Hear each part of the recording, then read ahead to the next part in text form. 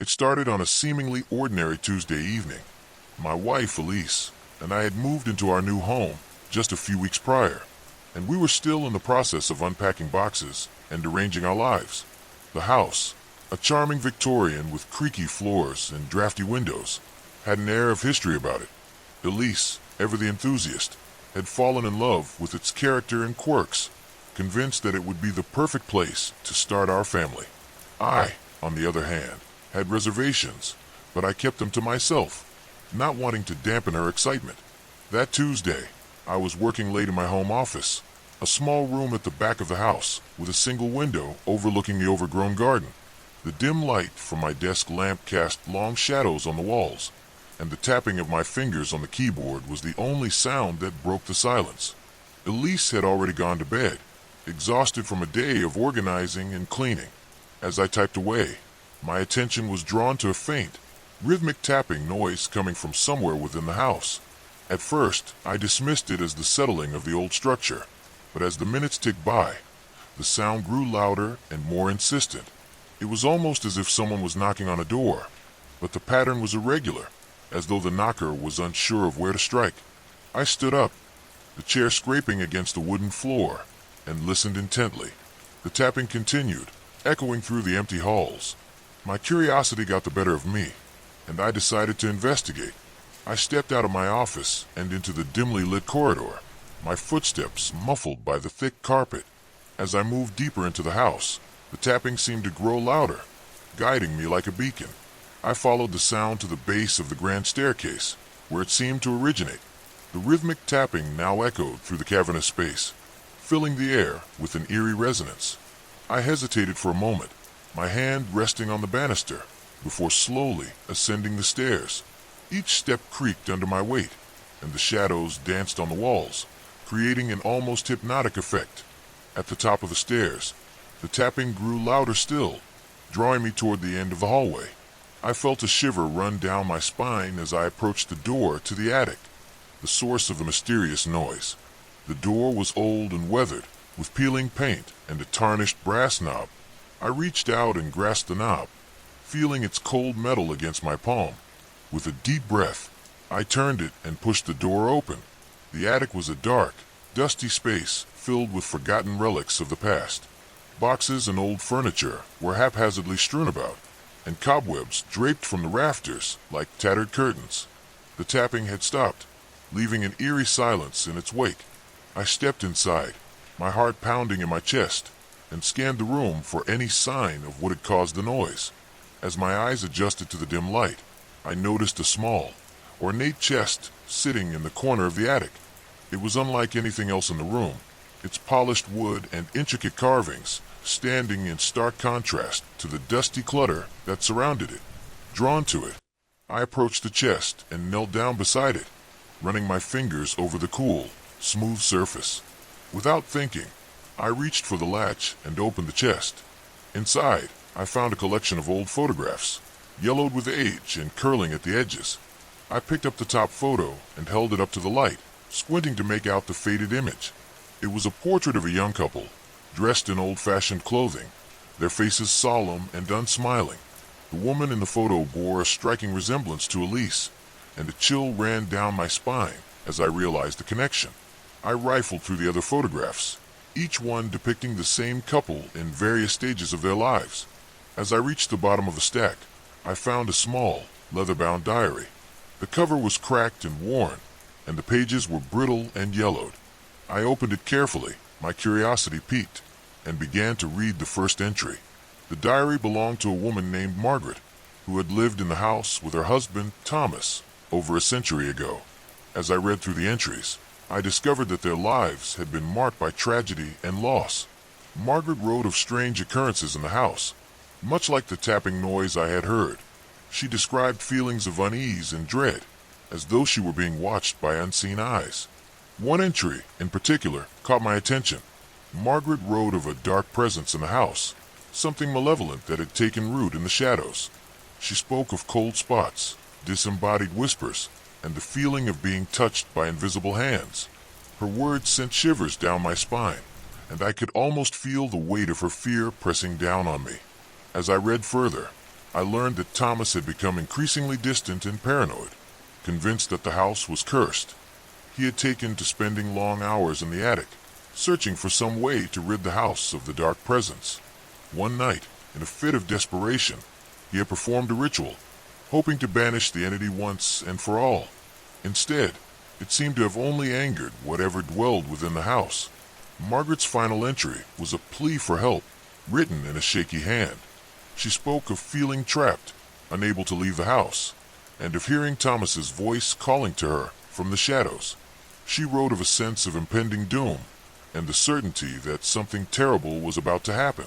The diary ended abruptly, with no further entries to explain what had become of Margaret and Thomas.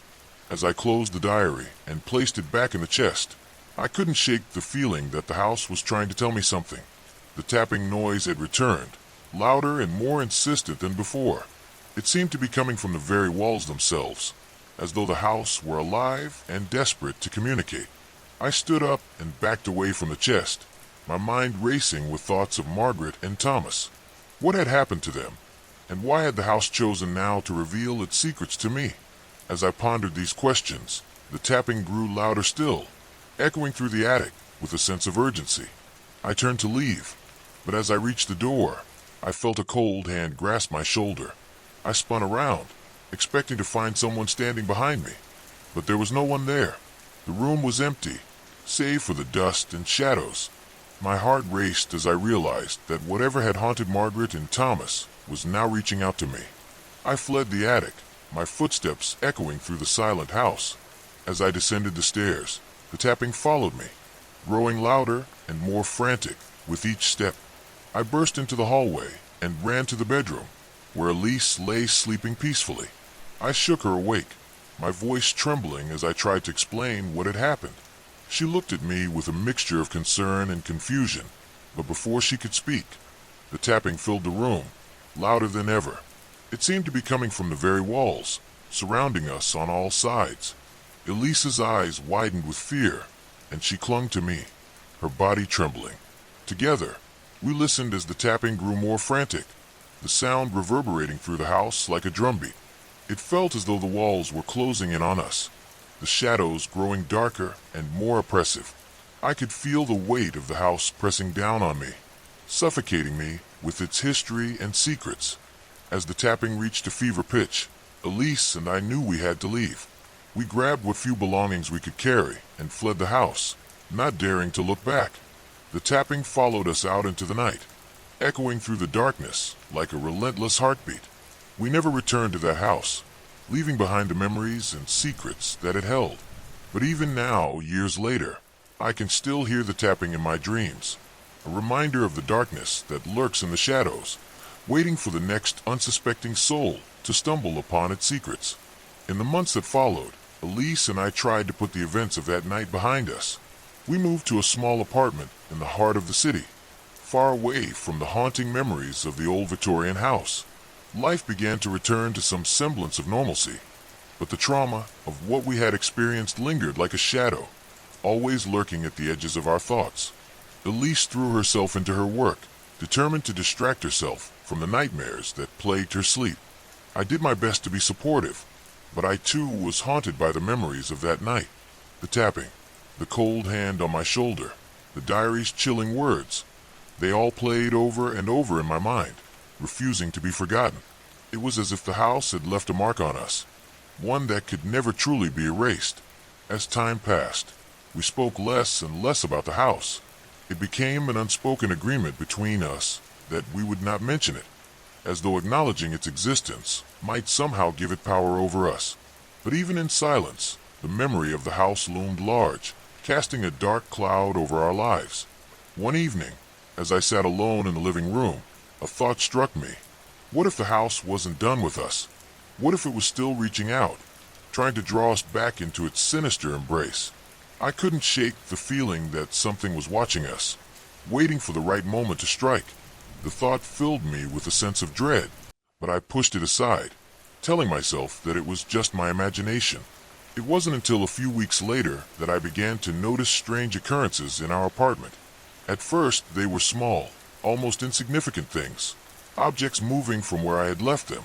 cold spots in the rooms, and the faint sound of tapping late at night. Elise dismissed these incidents as the quirks of an old building, but I couldn't help but feel that they were connected to the house. One night, as I lay in bed, I was jolted awake by a loud crash. I sat up, my heart pounding, and listened for any further sounds. The apartment was silent, save for the soft hum of the refrigerator in the kitchen. I got out of bed and quietly made my way down the hallway, careful not to wake Elise. As I reached the living room, I saw that a framed photograph had fallen from the wall. The glass shattered into 1,000 pieces. I knelt down to pick up the broken shards, and as I did, I noticed something strange. The photograph, which had been of Elise and me on our wedding day, was now unrecognizable. The faces were blurred and distorted, as if someone had smeared the image with their fingers. A chill ran down my spine, and I quickly cleaned up the mess, disposing of the ruined photograph. The next day, I couldn't shake the feeling that something was terribly wrong. I tried to talk to Elise about it, but she brushed off my concerns, insisting that it was just a coincidence. Her dismissal only fueled my anxiety, and I began to feel more isolated and alone. I started spending more time at work, hoping to escape the oppressive atmosphere of our apartment. As the weeks went by, the strange occurrences continued to escalate. Doors would open and close on their own, lights would flicker, and the tapping grew louder and more persistent. I found myself dreading the nights, knowing that sleep would bring more nightmares and restless tossing and turning. Elise seemed to be affected as well, her once bright and cheerful demeanor replaced by a growing sense of unease. One particularly sleepless night, I decided to take matters into my own hands. I couldn't bear the thought of the house's malevolent influence following us any longer. I needed answers, and I was determined to find them. I returned to the attic in the middle of the night, armed with a flashlight and a newfound resolve. The attic was just as I had left it, dark and foreboding, the air thick with the scent of dust and decay. I approached the small, ornate chest and opened it once more. The photographs and diary were still there, untouched. I picked up the diary and flipped through the pages, searching for any clue that might help me understand what was happening to us. As I read, I was struck by a particular entry that I had overlooked before. Margaret had written about a seance she and Thomas had attempted, hoping to communicate with the spirits that haunted the house. They had sought the help of a medium, a woman named Eleanor, who had warned them of the dangers of meddling with the supernatural. Eleanor had told them that the house was a conduit for malevolent spirits, a place where the boundary between the living and the dead was thin. She had warned them that once the spirits were awakened, they would be difficult to banish. Margaret and Thomas had disregarded her warning, and it had cost them dearly. I realized that I needed to find Eleanor, if she was still alive, or someone who could help us. I couldn't let the house's influence destroy our lives. I returned to the apartment and began researching local mediums and paranormal experts. It was a long and arduous process, but eventually I found a name that seemed promising: Alice Thompson, a well-known medium with a reputation for dealing with malevolent spirits. I contacted Alice and explained our situation, leaving out no detail. She listened patiently and agreed to help us, arranging to visit our apartment the following week. In the days leading up to her visit, the strange occurrences intensified, as if the spirits knew what we were planning and were trying to stop us. When Alice arrived, she exuded an air of calm and confidence that immediately put us at ease. She conducted a thorough examination of the apartment, sensing the presence of multiple spirits. Her findings confirmed what I had feared. The house's malevolent influence had followed us, and it was growing stronger by the day. Alice suggested that we perform a cleansing ritual to banish the spirits once and for all. She instructed us on what we needed to do, and we prepared for the ritual that night. The atmosphere in the apartment was tense, the air thick with anticipation and fear. As we began the ritual, reciting the incantations and burning sage, the temperature in the room plummeted. The tapping returned, louder than ever, echoing through the walls like a drumbeat. Alice remained steadfast, guiding us through the ritual with unwavering determination. At the climax of the ritual, a deafening roar filled the apartment, shaking the walls and rattling the windows. A cold, malevolent presence seemed to fill the room, pressing down on us with an overwhelming force. But just as quickly as it had appeared, it was gone, leaving behind an eerie silence. We stood there, breathless and shaken, waiting for any sign that the ritual had worked. Slowly, the oppressive atmosphere began to lift, and the tapping ceased. Alice assured us that the spirits had been banished, and that the apartment was now free of their influence. In the days that followed, life gradually returned to normal. The strange occurrences stopped, and Elise and I began to feel a sense of peace that we hadn't experienced in months. We were finally able to move on from the nightmare that had haunted us, and for the first time in a long while, we felt hopeful about the future. But even now, as I sit here writing this, I can't help but wonder if the house's malevolent influence is truly gone. The memory of that night, the cold hand on my shoulder, and the tapping that filled the air, it's all too vivid to ever truly forget. I find myself listening for the faintest sound, the slightest hint that the spirits might return. I know that our experience has left a mark on us, one that will never fully fade. We have been touched by the supernatural, our lives forever altered by the encounter. But as long as we have each other, I believe we can face whatever comes our way. Elise and I are stronger now, bound together by the trials we have endured. As I close this chapter of our story, I can't help but feel a sense of both relief and trepidation. We have survived the darkness that sought to consume us, but we must remain vigilant, always aware of the shadows that lurk just beyond the edge of our perception. For now, we can finally begin to rebuild our lives, free from the oppressive weight of the past. We have learned to cherish the moments of peace and happiness, knowing that they are all the more precious for the trials we have faced. And though the floorboards groaned under my weight as I stepped into the hallway, the sound echoing through the hollow belly of the house like a warning. I'd only been here 3 days, but the air already tasted different, thicker, older, as if the walls had been holding their breath for decades. The realtor had called it a fixer-upper with character, her voice lilting with the kind of forced cheer that made me wonder what she wasn't saying. Now, standing in the dim glow of the single bulb dangling from the ceiling, I understood. The house wasn't empty. Not really. It started with the attic. I'd avoided it at first, content to chip away at the peeling wallpaper in the downstairs bedrooms.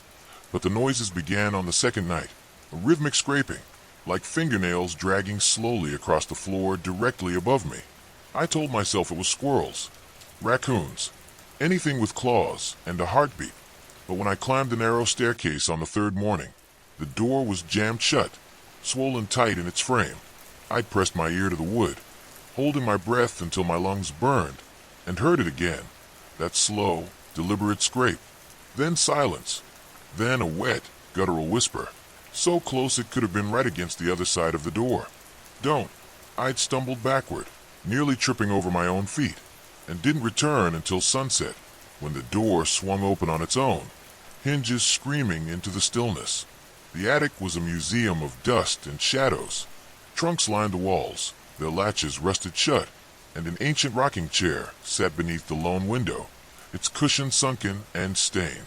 But it was the mirror that stopped me cold, a massive, ornate thing propped against the far wall, its gilded frame tarnished black.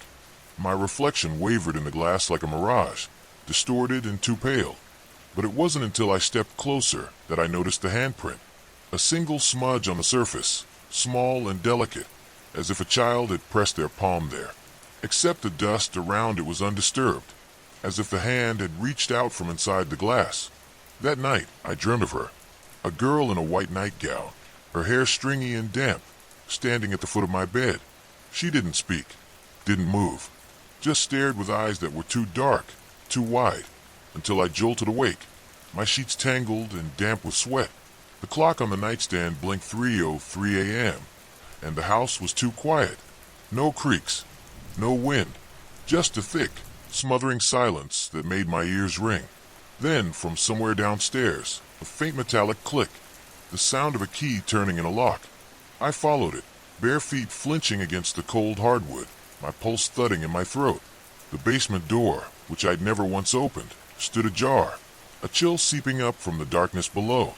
The smell hit me first, damp earth and rot, like a garden left to decay. My phone's flashlight trembled as I descended, the beam catching jagged stone walls, and the low ceiling hung with cobwebs. At the bottom, the light glinted off something embedded in the floor, a rusted iron ring, bolted to a trapdoor. My fingers brushed it, and the wood shuddered, as though something heavy had shifted beneath it. That's when the whispers started, not from the trapdoor, from behind me, a chorus of voices, overlapping and frayed, rising from the corners of the room. "She's hungry. She's been waiting. You shouldn't have come back." I spun, the light slicing through the blackness, but there was nothing, only the empty stairs, the swaying cobwebs, and the sudden, crushing certainty that I wasn't alone. The air grew colder, sharp against my skin, and the flashlight flickered.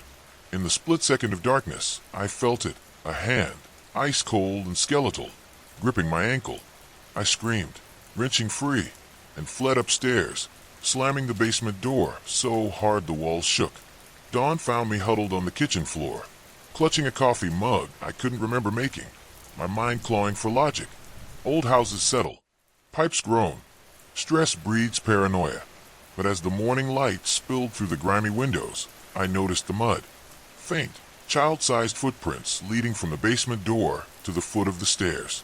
And there, in the center of the kitchen table, lay a photograph I'd never seen before. A black and white image of a girl in a white nightgown, her face blurred, standing in front of the attic mirror. The rest of the day passed in a haze of avoidance. I painted over water stains, scrubbed mold from the bathroom tiles, anything to keep my hands busy and my thoughts away from the basement. But the attic called to me, a low, insistent pull in my gut that grew stronger as the sun dipped below the trees.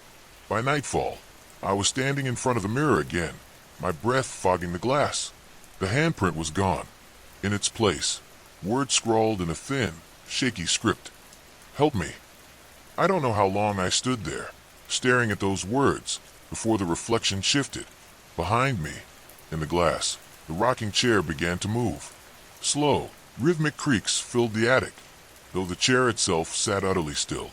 My blood turned to ice as the girl from my dream materialized in the mirror, not behind me, but inside the glass. Her small hands pressed against the surface like she was trapped behind a window. Her mouth opened, a silent scream stretching her lips too wide, too thin, and the attic light burst with a shower of sparks, plunging me into darkness. The last thing I saw before I ran was her face, suddenly inches from mine, her eyes hollow pits, her teeth sharp and glistening, pressing against the mirror from the other side. The glass cracked, a hairline split that snaked across the surface, and for one heart-stopping moment, I thought she'd claw her way through. But the house fell silent again, the only sound the frantic hammering of my heart. Now, as I write this by candlelight, the trapdoor in the basement rattles on its hinges. The whispers are louder, angrier, and the cold creeps up through the floorboards, biting at my toes. I don't know what's real anymore. The girl in the mirror, the thing under the house, the footsteps that pace the hallway outside my door, pausing every night at exactly 3:03 a.m. But I do know this, the realtor lied. The house wasn't empty, and whatever is here with me, it doesn't want me to leave. The candle flame gutters, throwing jagged shadows across the walls as the trapdoors rattling crescendos into a violent, splintering bang. My hand spasms, ink splattering across the page like blood. The whispers swell, hissing through the cracks in the floorboards, crawling into my ears. "Open it! Open it! She's hungry!" I press my palms against my skull, nails digging into my temples, but the voices aren't inside my head. They're in the room, in the air, in the very pores of this cursed house. The cold is alive now, coiling around my legs like a serpent, dragging me toward the basement door.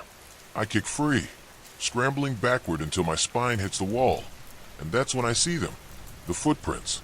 Fresh, wet, glistening in the candlelight, leading from the basement stairs to where I sit. Small, a child's. I don't remember deciding to move, but suddenly I'm on my feet, the journal clutched to my chest like a shield. The hallway stretches ahead, endless and warped, doors hanging ajar like slack jaws. The attic mirror's pull is stronger than ever, a magnetic ache in my bones. I shouldn't go back. I know I shouldn't, but the girl's face floats behind my eyelids every time I blink. Those hollow eyes, that silent scream. If she's trapped, maybe I can free her. Maybe freeing her will free me. The thought is thin, desperate, but it's all I have. The attic stairs groan as I climb, each step a protest.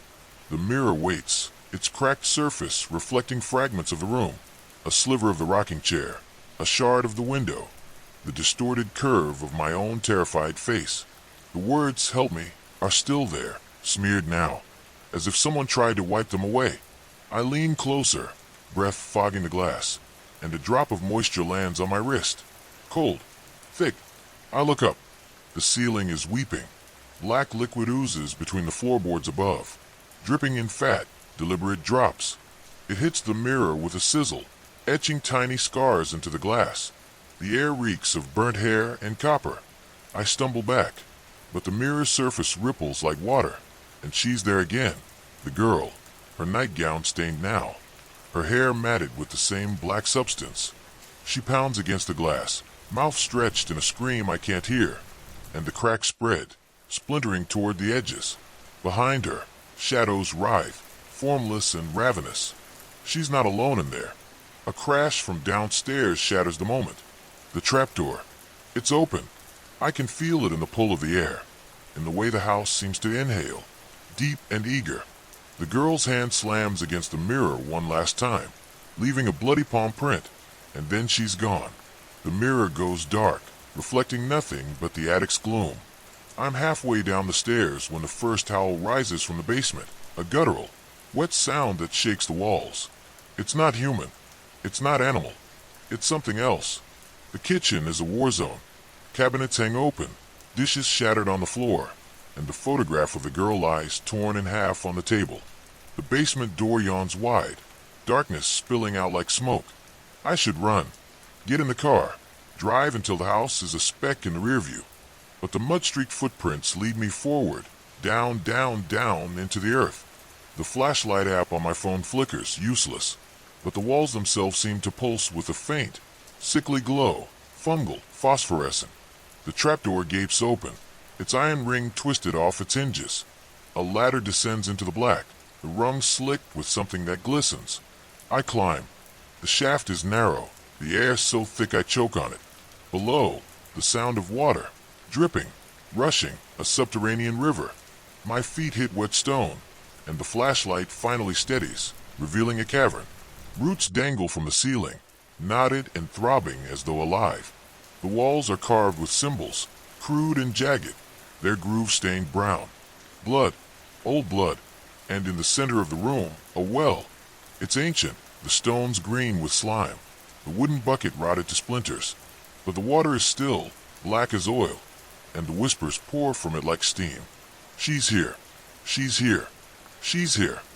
I edge closer, drawn against my will, and the water ripples.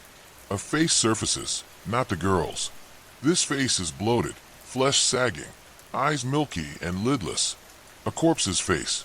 A corpse that smiles. Hands burst from the water, skeletal, flesh sloughing off bone, and seize my wrists. The foam clatters to the ground as I'm dragged forward, my chest hitting the well's edge, the stench of rot flooding my nostrils. The corpse's mouth unhinges, a black tongue lolling, and the whispers become a roar. Feast, sister, feast. A shriek splits the air, high and piercing, and the hands recoil. The girl stands at the base of the ladder, her form flickering, half-transparent. The water stills, the corpse sinks, and the cavern falls silent. She points upward, her eyes pleading, then fades like smoke. I don't hesitate. I climb, scramble, flee, the howls rising again behind me, shaking dust from the stones. I don't stop until I'm back in the kitchen, the basement door locked, a chair wedged under the knob. Morning brings no relief. The house is different now, walls blistering with damp, floors warped into unnatural slopes, the attic mirrors cracks oozing that same black sludge. I find the journal in the pantry, tucked behind cans of soup I don't remember buying. The pages are brittle, the handwriting spidery and frantic. They called her a witch. The first entry reads, 1867. They bound her to the mirror, her soul anchored to this house. But the well demanded balance. A life for a life. They fed it the children first. It wasn't enough. The entries degrade, sentences fragmenting into madness. The well is hungry. It wears their faces. It's in the walls. Don't trust the girl. The last page is a sketch, the well, the corpse's face, and the girl, her body dissolving into roots. I spend the day digging. The local library's archives are scant, but the microfilm coughs up a headline. Entire family vanishes in night of madness. Father drowns children in well, claims. The house demanded it. The date, October 31st, 1893. A photo shows the family. Stern parents, 3 daughters in white dresses. The youngest stares at the camera, her eyes dark, her smile too sharp. The librarian eyes me as I leave, her voice trailing after me. That house, folks say it's a crossroads. A door. Some things that go and don't come out the same. Night falls faster now, the shadows clotting like blood. I've boarded the windows, salted the thresholds, hung iron nails over every door. Superstition? Maybe. But the attic mirror is quiet, the basement still, until 3:03 a.m. The clock blinks. The house exhales.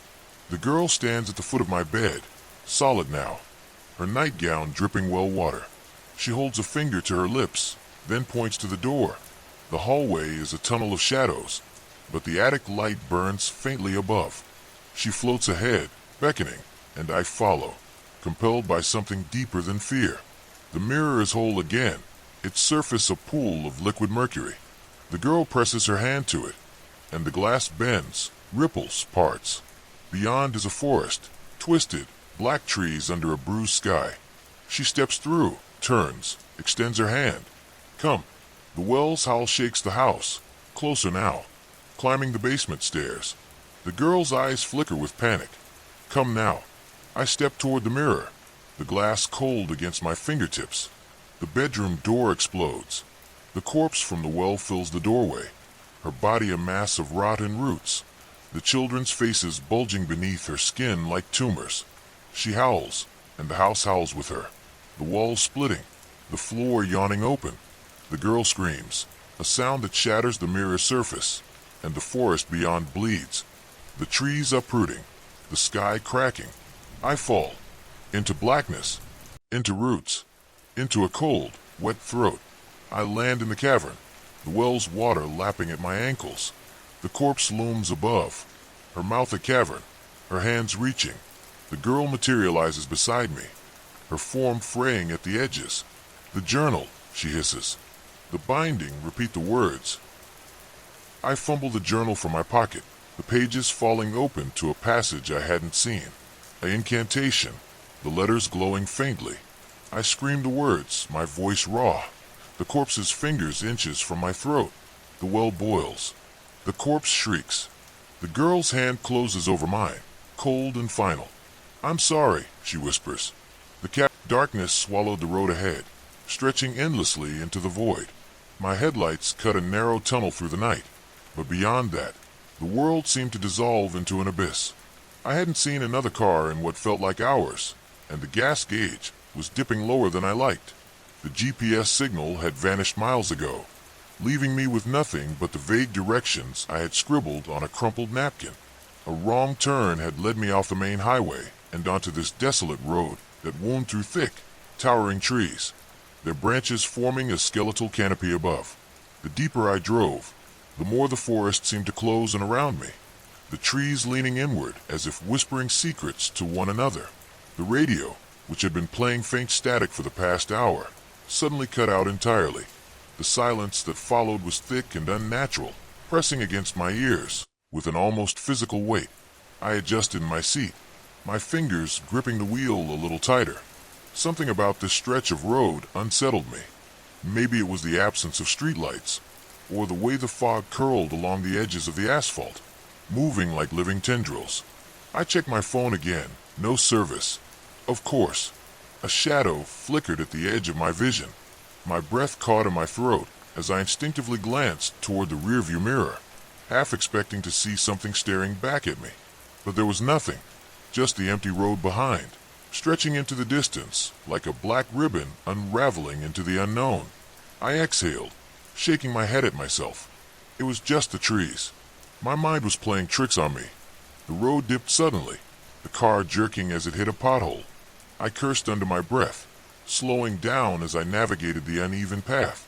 The forest seemed to thicken around me, the trees growing denser, the spaces between them darker, deeper.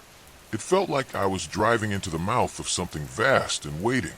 Then, out of nowhere, my headlights caught a figure standing in the middle of the road.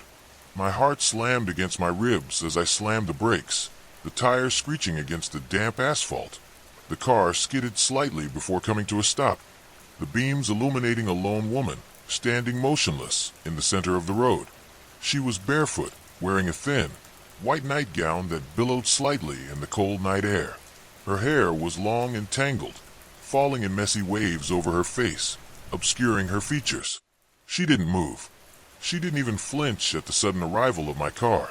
I sat there, gripping the wheel, my breathing shallow. My instinct screamed at me to reverse, to turn around and get the hell out of there. But something held me in place. Maybe it was curiosity. Maybe it was the uneasy sense that she needed help. I reached for the horn, pressing it briefly. The sound echoed through the still night, but she didn't react. She just stood there, unmoving, unbothered. My pulse pounded in my ears. Something wasn't right. I rolled down the window slightly. "Hey, are you okay?" My voice sounded unnaturally loud in the silence. No response. A slow, creeping dread slithered up my spine. My fingers hovered over the gear shift, ready to throw the car into reverse. But then she moved. Not in a normal way. Not like a person reacting to a voice. It was a slow, unnatural shift, like a puppet being pulled by invisible strings. Her head tilted to the side, the tangled curtain of hair parting just enough for me to see one eye. A pale, milky white, unfocused yet staring directly at me. Cold washed over me. My brain screamed at me to go. Every instinct in my body told me to get out of there. But I was frozen, trapped in her gaze. The air inside the car felt thick, suffocating, pressing in on me from all sides. Then, she took a step forward. Just one. It was enough. I slammed the gear into reverse, my foot stomping on the accelerator. The car lurched backward, the tires spinning against the slick road before catching traction. My hands trembled on the wheel as I backed away. But I didn't dare take my eyes off her. She was still staring, still standing there. And then she smiled. Not a normal smile. Not a friendly or relieved or even a sinister one. It was too wide, too stretched, as if her skin didn't quite fit right. Her lips curled back, revealing teeth that were too sharp, too white, too numerous. I couldn't breathe. Something moved behind her. A shadow, darker than the night itself, slithered out from the trees. It was massive, yet shapeless, shifting and writhing like smoke given form. It unfurled behind her, stretching long fingers across the road, creeping toward me. I hit the gas. The car shot backward, my pulse hammering as the speedometer climbed. The trees blurred past, the headlights bouncing wildly. I didn't care where I was going. I just needed to get away. And then, the car slammed into something. The impact jolted me forward, the seatbelt biting into my chest. The engine sputtered. The hood crumpled against a massive tree that hadn't been there a second ago. Dazed, gasping for breath, I looked up. The woman was standing right in front of the car, closer than before. Her head tilted again, the same sickeningly slow motion. That twisted, stretched smile still frozen on her face. The shadow loomed behind her, rising, solidifying. It had eyes now, dozens of them, gleaming, hungry, unblinking. The air around me thickened, my vision blurring at the edges. My limbs felt heavy, my body sinking into the seat as if gravity had doubled. She lifted a hand. Her fingers were too long. The darkness swallowed everything. I awoke to the sound of my own heartbeat, loud and insistent in the silence of the night. My room was bathed in shadows, the only light coming from the faint glow of the moon filtering through the thin curtains. It was one of those nights when sleep seemed an elusive dream, and every creak of the house felt like a whisper in the darkness. I lay there, staring at the ceiling, trying to convince myself that it was just my imagination running wild, that the sense of unease creeping up my spine was nothing more than the residue of a bad dream. But the feeling persisted, a gnawing sensation that something was not right. I sat up, the bed creaking beneath me, and glanced at the clock on my nightstand. It was past midnight, the hour when the world is at its quietest, and yet I couldn't shake the feeling that I was not alone. I swung my legs over the side of the bed and stood, shivering slightly as my bare feet touched the cold wooden floor. With hesitant steps, I made my way to the window and peered out into the night. The world outside was shrouded in darkness, the familiar shapes of the garden and trees transformed into ominous silhouettes. I scanned the yard, my eyes straining to see anything out of the ordinary, but there was nothing, just the stillness of the night and the quiet rustle of the wind through the leaves. I turned away from the window, telling myself that I was being foolish, that there was nothing to fear in the shadows. As I made my way back to bed, I heard it, a soft, almost imperceptible sound, like the faintest of whispers.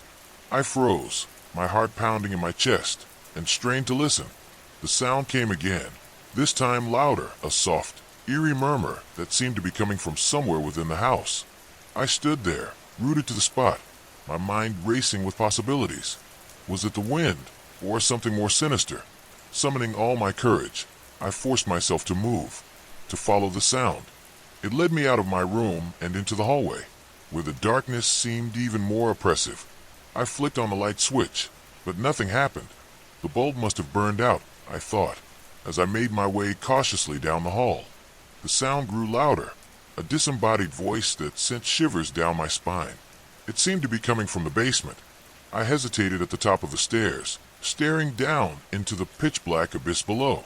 The basement had always been a place of mystery and fear, a place where the shadows seemed to hold secrets, and the air was thick with the scent of damp earth. Taking a deep breath, I descended the stairs, each step echoing in the silence.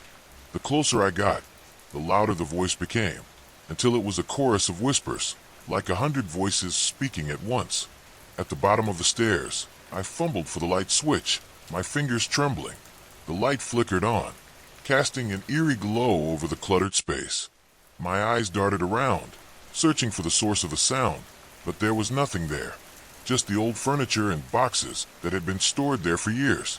I was about to turn back when I noticed it, a small, dusty book lying on the floor, as if it had been placed there deliberately. I picked it up, my hand shaking, and brushed off the dust. The cover was plain, with no title or author, and the pages were yellowed with age. I opened it, the musty smell of old paper filling my nostrils. The writing inside was strange, a language I couldn't understand, but as I flipped through the pages, I felt a sense of dread wash over me. The whispers grew louder, more insistent, and I realized with a jolt that they were coming from the book. I dropped it, my heart racing, and backed away. The book lay there, open, the pages fluttering as if caught in an invisible breeze. I wanted to run, to escape the house and the eerie whispers, but I found myself drawn to it, compelled to understand its secrets. I picked it up again, my fingers tracing the strange symbols on the pages. As I stared at the writing, the words seemed to shift and change, forming shapes and images that danced before my eyes. Suddenly, the room grew colder, the temperature plummeting to a bone-chilling cold. I could see my breath in the air, and the shadows seemed to grow darker, more menacing. The whispers intensified, a cacophony of voices that filled my mind, drowning out my thoughts. I tried to close the book, but my hands wouldn't obey, as if they were being controlled by some unseen force. The symbols on the pages glowed with an eerie light, and I felt a strange sensation, as if the book was drawing me in, pulling me into its world. I fought against it, struggling to break free, but it was no use. The darkness closed in around me, and I felt myself falling into the book and the world of shadows it contained. I landed with a thud, the air knocked out of me. I was no longer in the basement, but in a dark, twisted version of it. The walls were lined with bookshelves, filled with ancient tomes that seemed to pulsate with a dark energy. The air was thick with the scent of decay, and the whispers were louder than ever, a constant murmur that filled my mind. I stood, my legs trembling, and looked around. The basement was larger than it should have been, stretching out into the darkness. I could see shapes moving in the shadows, and I realized with a jolt that I was not alone. Figures emerged from the darkness, their faces hidden in the shadows, their eyes glowing with an unnatural light. They moved towards me, their whispers growing louder, more urgent. I backed away, my mind racing. I needed to get out, to escape this nightmare, but I had no idea how. The figures closed in, their whispers forming a single word that echoed in my mind, run. I turned and ran, my heart pounding, as the shadows closed in around me. I didn't know where I was going, but I knew I had to get away from the voices, from the darkness that threatened to consume me. The basement seemed to stretch on forever, a labyrinth of bookshelves and shadows. I stumbled and fell, my hands scraping against the rough floor, but I pushed myself up and kept running. The whispers grew louder, more insistent, and I could feel the darkness closing in around me. I was running out of time, running out of hope. Just when I thought I couldn't go any further, I saw it, a faint light in the distance, a beacon of hope in the darkness. I ran towards it, my legs burning with the effort, and burst into the light. I found myself back in the basement, the familiar clutter and musty smell a welcome relief. The book lay on the floor, closed, the whispers silenced. I picked it up, my hand shaking, and stared at it. I knew I couldn't keep it, couldn't risk opening it again. I needed to get rid of it, to destroy it. I climbed the stairs, my legs trembling, and made my way to the fireplace. The fire was still burning, the flames casting a warm glow over the room. I threw the book into the fire, watching as the flames consumed it, the pages curling and blackening. As the book burned, I felt a sense of relief. A weight lifted from my shoulders. The whispers were gone, the darkness banished. I knew I would never forget the night, the terror I had experienced, but I also knew that I had faced it and survived. I climbed back into bed, exhausted but at peace, and let sleep claim me. The next morning, I awoke to the sound of birds chirping outside my window. The sun was shining, the sky a clear blue. It was as if the night before had been a bad dream, a nightmare that had no place in the light of day. But as I stood in front of the fireplace, staring at the ashes of the book, I knew it had been real. The shadows, the whispers, the darkness, they were all real. And I knew, deep down, that they were not gone, that they were waiting, biding their time. And one day, they would return. But for now, I was safe. For now, the house was just a house, and the basement just a basement, and the night was just a night. But I knew better. I knew that the darkness was always there, lurking just beneath the surface, waiting for its chance to rise again. And when it did, I would be ready. Days turned into weeks, and the memory of that night began to fade, replaced by the routines of daily life. But deep down, I knew that the darkness was never truly gone. It lingered in the corners of my mind, a shadow that refused to be banished by the light of day. I went about my life, trying to push the memories away, but there were moments when the whispers would return, faint and fleeting, like echoes of a nightmare. One evening, as I sat in my study, going through some old papers, I felt that familiar sense of unease creeping up my spine. The room grew colder, the shadows longer, and the air seemed to thicken with a presence I couldn't see, but could feel. I looked around, half expecting to see the figures from the basement emerging from the darkness. But there was nothing, just the quiet hum of the house and the flickering light of the fireplace. I tried to shake off the feeling, telling myself that it was just my imagination, but the unease persisted. I decided to take a walk, hoping that the fresh air would clear my mind. As I stepped outside, the cool night air enveloped me, and I breathed in deeply, trying to calm my racing heart. The moon hung low in the sky, casting a silver glow over the garden, and the trees whispered in the breeze. I walked along the familiar path, the crunch of gravel beneath my feet a comforting sound. But as I neared the edge of the garden, I heard it, the faintest of whispers, carried on the wind. I stopped, straining to listen, and the sound grew louder, more distinct. It was the same eerie murmur I had heard in the basement, the same disembodied voices that had haunted my nightmares. My heart pounded in my chest, and I turned to leave, but something held me back. A strange compulsion, an urge to follow the whispers and uncover their source. I followed the sound, my footsteps echoing in the silence, until I reached the old oak tree at the far end of the garden. The tree had always been a place of comfort, its gnarled branches a testament to the passage of time, but now it seemed menacing, its shadow a dark pool on the ground. I circled the tree, the whispers growing louder with each step, until I saw it a small, hidden door set into the base of the trunk. I had never noticed it before, and I wondered how it could have gone unnoticed for so long. With trembling hands, I reached for the handle and pulled. The door creaked open, revealing a dark, narrow passage that seemed to lead into the depths of the earth. A part of me wanted to turn back, to close the door and pretend I had never seen it, but the whispers urged me forward. I stepped into the passage, the walls pressing in on me, and began to descend. The air grew colder, and the darkness seemed to swallow me whole.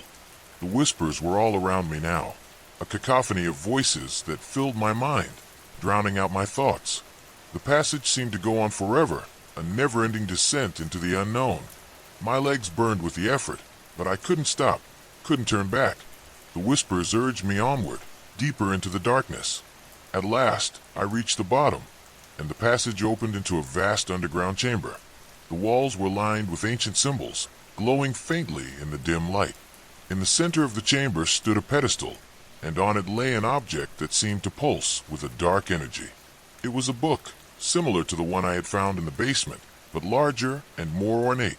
The cover was adorned with strange symbols, and the pages seemed to shimmer with an otherworldly light. The whispers grew louder, more insistent, urging me to open the book and discover its secrets. I approached the pedestal, my hands trembling, and reached for the book. As my fingers touched the cover, I felt a jolt of energy, and the whispers intensified, a chorus of voices that filled my mind. I opened the book, and the symbols on the pages seemed to dance before my eyes. As I stepped into the ancient mansion, a chill ran down my spine. The air was thick with the scent of decay and history, mingling together in a haunting symphony. The creaking floorboards beneath my feet echoed through the desolate halls, each step amplifying the eerie silence that surrounded me. I had come to this forsaken place seeking answers, driven by an insatiable curiosity that refused to be silenced. Stories of the mansion's dark past had intrigued me for years, tales of restless spirits and unexplainable occurrences that had plagued its inhabitants. But now, as I stood in the dimly lit foyer, I couldn't help but feel a sense of trepidation. Was I ready to uncover the truth? The grand staircase loomed before me, its ornate banister covered in a thick layer of dust. I took a deep breath, steeling myself for what lay ahead. With each step, the floor groaned beneath my weight, as if protesting my presence. The walls seemed to close in on me, suffocating me with their oppressive darkness. As I reached the top of the staircase, I was greeted by a long corridor lined with closed doors. The flickering candlelight cast eerie shadows on the walls, creating an illusion of movement in the corner of my eye. I couldn't shake the feeling that I was being watched, that unseen eyes were tracking my every move. I approached the first door on the left, my hand trembling as I reached for the doorknob. It turned with a reluctant creak, revealing a room shrouded in shadows. Dust motes danced in the air, illuminated by the faint light filtering through the cracked window. The room was empty, save for a dilapidated armchair and a broken mirror hanging on the wall. I stepped inside, the floorboards groaning under my weight. My reflection in the mirror was distorted, twisted by the fractures in the glass. It was as if the mansion itself was mocking me, distorting my perception of reality. I tore my gaze away, determined to continue my search. The next room was equally desolate, its furniture covered in white sheets that had turned yellow with age. I felt a pang of sadness as I imagined the lives that had once filled these rooms, now reduced to mere remnants of a forgotten past. But I couldn't dwell on these thoughts for long. I had a mission to fulfill. As I moved deeper into the mansion, the atmosphere grew increasingly oppressive. The air was thick with an otherworldly presence, and I couldn't shake the feeling that I was being watched. My footsteps echoed through the empty halls, a haunting reminder of my solitude. I reached a door at the end of the corridor, its surface marred by deep scratches. It was as if something had desperately tried to escape from within. My heart pounded in my chest as I hesitated, my hand hovering over the doorknob. What lay beyond this door? Would I finally uncover the truth, or would I be met with something far more sinister? Summoning my courage, I turned the doorknob and pushed the door open. The room beyond was bathed in an eerie blue light, casting long shadows on the walls. A faint, almost imperceptible hum filled the air, resonating in my bones. I took a step forward, my breath catching in my throat. The room was empty, save for a single, ancient book resting on a pedestal in the center. Its cover was adorned with intricate designs, symbols that seemed to pulse with an otherworldly energy. I approached the book, my curiosity piqued. What secrets did it hold? What knowledge had been hidden away for centuries? As I reached out to touch the book, a cold, unseen force pushed me back. My heart raced as I stumbled, barely managing to keep my balance. The room seemed to come alive, the shadows shifting and twisting around me. I could feel the presence of something ancient and malevolent, watching me with a cold, calculating gaze.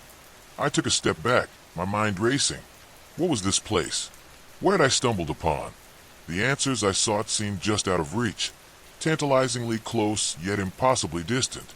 I had to find a way to uncover the truth, to delve deeper into the mysteries of the mansion. Driven by a newfound determination, I left the room and continued my exploration. The mansion seemed to come alive around me, its walls whispering secrets that I couldn't quite grasp. I felt a strange connection to this place, as if it was calling out to me, drawing me deeper into its dark embrace. As I moved through the labyrinthine corridors, I couldn't shake the feeling that I was being watched. Shadows seemed to move on their own, and faint whispers filled the air. I tried to ignore them, focusing on my goal. I had to find the source of the mansion's power, the heart of its darkness. After what felt like hours of wandering, I finally stumbled upon a hidden door, concealed behind a tattered tapestry. My heart raced as I pushed it open, revealing a narrow staircase leading down into the depths of the mansion. The air grew colder as I descended, the darkness closing in around me. At the bottom of the staircase, I found myself in a vast, underground chamber. The walls were lined with ancient runes, glowing faintly in the dim light. In the center of the chamber stood a massive stone altar, covered in strange, pulsating symbols. I could feel the power radiating from it, a palpable force that seemed to seep into my very soul. As I approached the altar, I noticed a series of ancient tomes arranged in a circle around it. Each book seemed to hum with its own unique energy, their covers adorned with symbols that matched those on the altar. I couldn't resist the urge to examine them, to uncover the knowledge they held. I picked up the first book, its pages yellowed with age. The words were written in a language I couldn't understand, but as I traced my fingers over the symbols, they seemed to come alive, dancing across the page. I felt a strange connection to the words, as if they were speaking directly to me. As I delved deeper into the tomes, I began to piece together the history of the mansion. It had once been the home of a powerful sorcerer, a man who had dabbled in dark magic and ancient rituals. He had sought to harness the power of the mansion, to unlock its secrets and achieve immortality. But something had gone terribly wrong, and the sorcerer's experiments had unleashed a malevolent force that had consumed the mansion and its inhabitants. I couldn't help but feel a sense of dread as I read the sorcerer's final words, scrawled hastily in the margins of the last tome. He had warned of the darkness that now resided within the mansion, a force that would stop at nothing to claim the souls of those who ventured too close. I realized that I had become a part of this dark history, ensnared by the very forces I had sought to understand. But I couldn't turn back now. I had to find a way to confront the darkness, to break the cycle and free the mansion from its curse. I steeled myself, determined to face whatever lay ahead. As I prepared to leave the chamber, I noticed a small, hidden passageway at the back of the room. It seemed to lead deeper into the mansion, towards the very heart of its darkness. With a deep breath, I stepped into the passage, the walls closing in around me. The journey ahead would be perilous, but I was ready. I would uncover the truth, no matter the cost. The mansion's secrets would not remain hidden for much longer, and as I ventured further into the darkness, I couldn't help but wonder what awaited me at the end of my journey. Would I find the answers I sought, or would I become another lost soul, consumed by the mansion's insatiable hunger? Only time would tell, but one thing was certain: I would not be deterred. I would face the darkness head-on, and I would emerge victorious. The mansion's secrets would be mine to uncover, and its dark past would be brought to light. I was ready to confront the unknown, to face the mysteries that lay hidden within the shadows. As I continued my descent into the depths of the mansion, I couldn't help but feel a sense of foreboding. The air grew colder, and the darkness seemed to press in on me from all sides. My footsteps echoed through the narrow passageway, a haunting reminder of my solitude. Finally, after what felt like an eternity, I emerged into a vast, underground cavern. The walls were lined with ancient carvings, depicting scenes of ritual and sacrifice. In the center of the cavern stood a massive stone monolith, covered in strange symbols that pulsed with an eerie light. I approached the monolith, my heart pounding in my chest. The air was thick with a palpable sense of malevolence, and I could feel the presence of something ancient and powerful watching me. I knew that I was on the brink of uncovering the mansion's darkest secret, and I steeled. The night was heavy with silence, an eerie stillness that clung to the air like an unshakable presence. The road stretched endlessly before me, cracked asphalt glistening under the pale glow of my headlights. The world outside my car felt unreal, as though I had driven past the boundaries of civilization and into a realm untouched by time. I had been on the road for hours, my eyes burning from exhaustion, but there was nowhere to stop. No gas stations, no motels, just the same winding road cutting through an abyss of dense, whispering trees. The GPS had given up miles ago, flickering uselessly before freezing on a blank screen. My phone had no signal. I kept driving, hoping to find some sign of life, but the further I went, the more the road seemed to unravel into nothingness. Then, in the distance, I saw it, a house, standing alone against the endless stretch of darkness.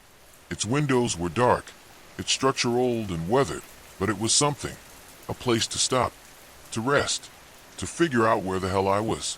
As I pulled into the overgrown driveway, my car sputtered violently, and the engine cut out with an unsettling finality. I turned the key, but it refused to start. Just my luck. I grabbed my flashlight and stepped out into the thick night air, the scent of damp earth and decay filling my nostrils. The house loomed before me, its once white walls now stained with age, the wooden door slightly ajar. The sight of it sent a ripple of unease through me, but I had no choice. I knocked, my fist meeting the wood with a dull, hollow sound. Silence. I knocked again, louder this time. Still nothing. The wind stirred the trees, their whispering rustles sounding too much like voices. A prickle ran down my spine. I pushed the door open, the hinges groaning in protest, and stepped inside. The air was thick with dust, the scent of something old and rotting lurking beneath it. The room was dimly lit by the moon filtering through torn curtains. Furniture sat covered in white sheets, their ghostly shapes casting eerie shadows across the warped wooden floor. I called out, my voice barely more than a whisper, but the house swallowed the sound whole. As I stepped further inside, the door slammed shut behind me. I spun around, my breath catching in my throat. My flashlight flickered, the beam stuttering as if something unseen had passed in front of it. I told myself it was just the wind, just an old house settling, but my gut twisted with a feeling I couldn't ignore. Something was watching me. I moved through the house cautiously, my footsteps echoing too loudly in the suffocating silence. The walls were lined with faded portraits, their subjects staring down with hollow eyes, expressions twisted in frozen grimaces.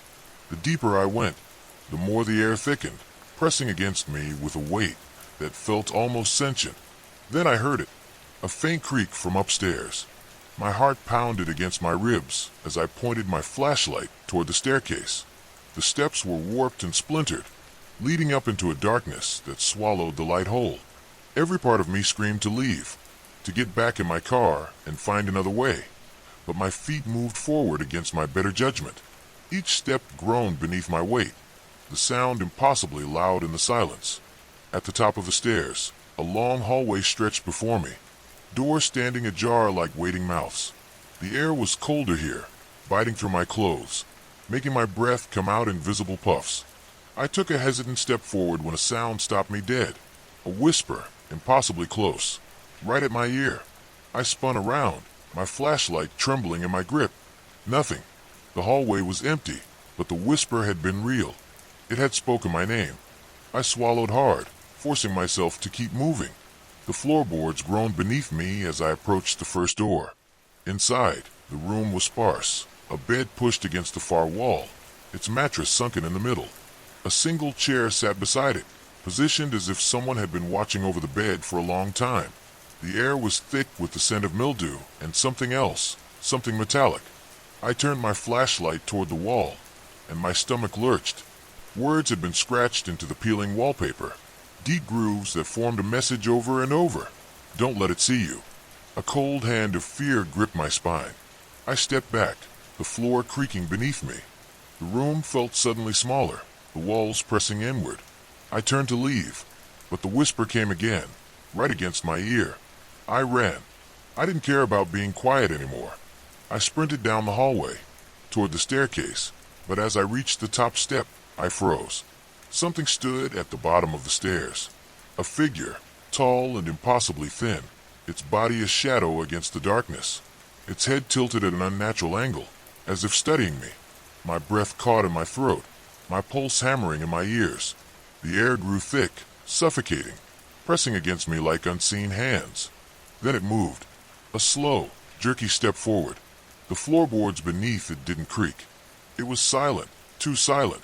I stumbled back, my body screaming at me to run, but my limbs felt heavy, as if the air itself had solidified around me. The figure took another step, and then another, its face still hidden in the darkness. And then I saw them. Hands, not attached to arms, not part of a body, just hands, emerging from the darkness behind the figure. They reached out from the walls, the ceiling, the floor, grasping, stretching toward me, fingers twitching hungrily. A scream clawed at my throat, but I couldn't make a sound. The hands moved closer, writhing, grasping at the air between us. I forced myself to move, to stumble back into the hallway, slamming the door behind me. Silence. Then a single tap. A tap on the other side of the door, slow and deliberate. I held my breath. Another tap. Then another. And then the whisper came again, right against my ear, closer this time. And it was laughing. I didn't move. I couldn't. My body was frozen, locked in place by something far beyond fear. The tapping on the door continued, slow, rhythmic, each sound sinking deeper into my mind like the ticking of some unseen clock, counting down to something terrible. My breath was shallow, barely there, and I squeezed my eyes shut as if that would somehow make it all disappear.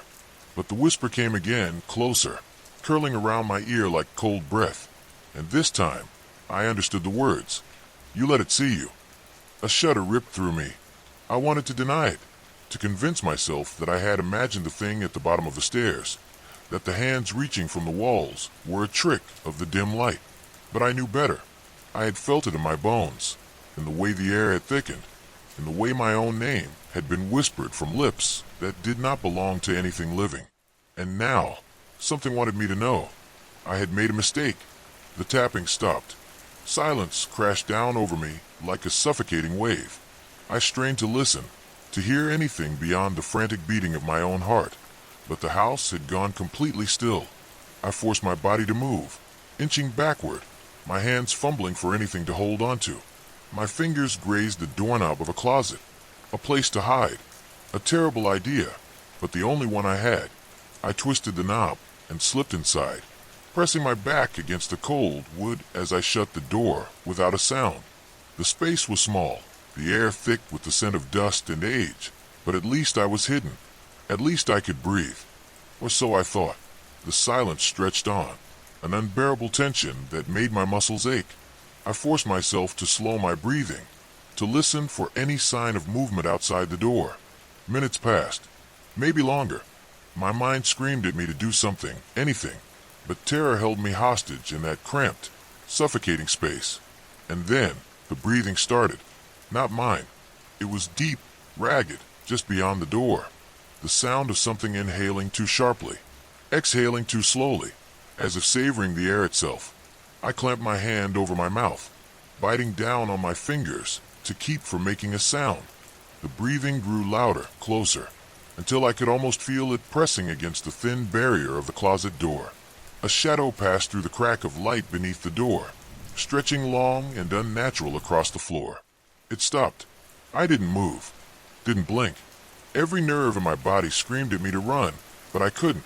The doorknob twitched. My stomach dropped. It twisted again, slowly this time, as if whatever was outside was savoring the anticipation of finding me. The latch clicked. My heart stopped. And then silence. For a moment, nothing happened. The air felt thicker, heavier, as if the walls themselves were closing in. I barely breathed.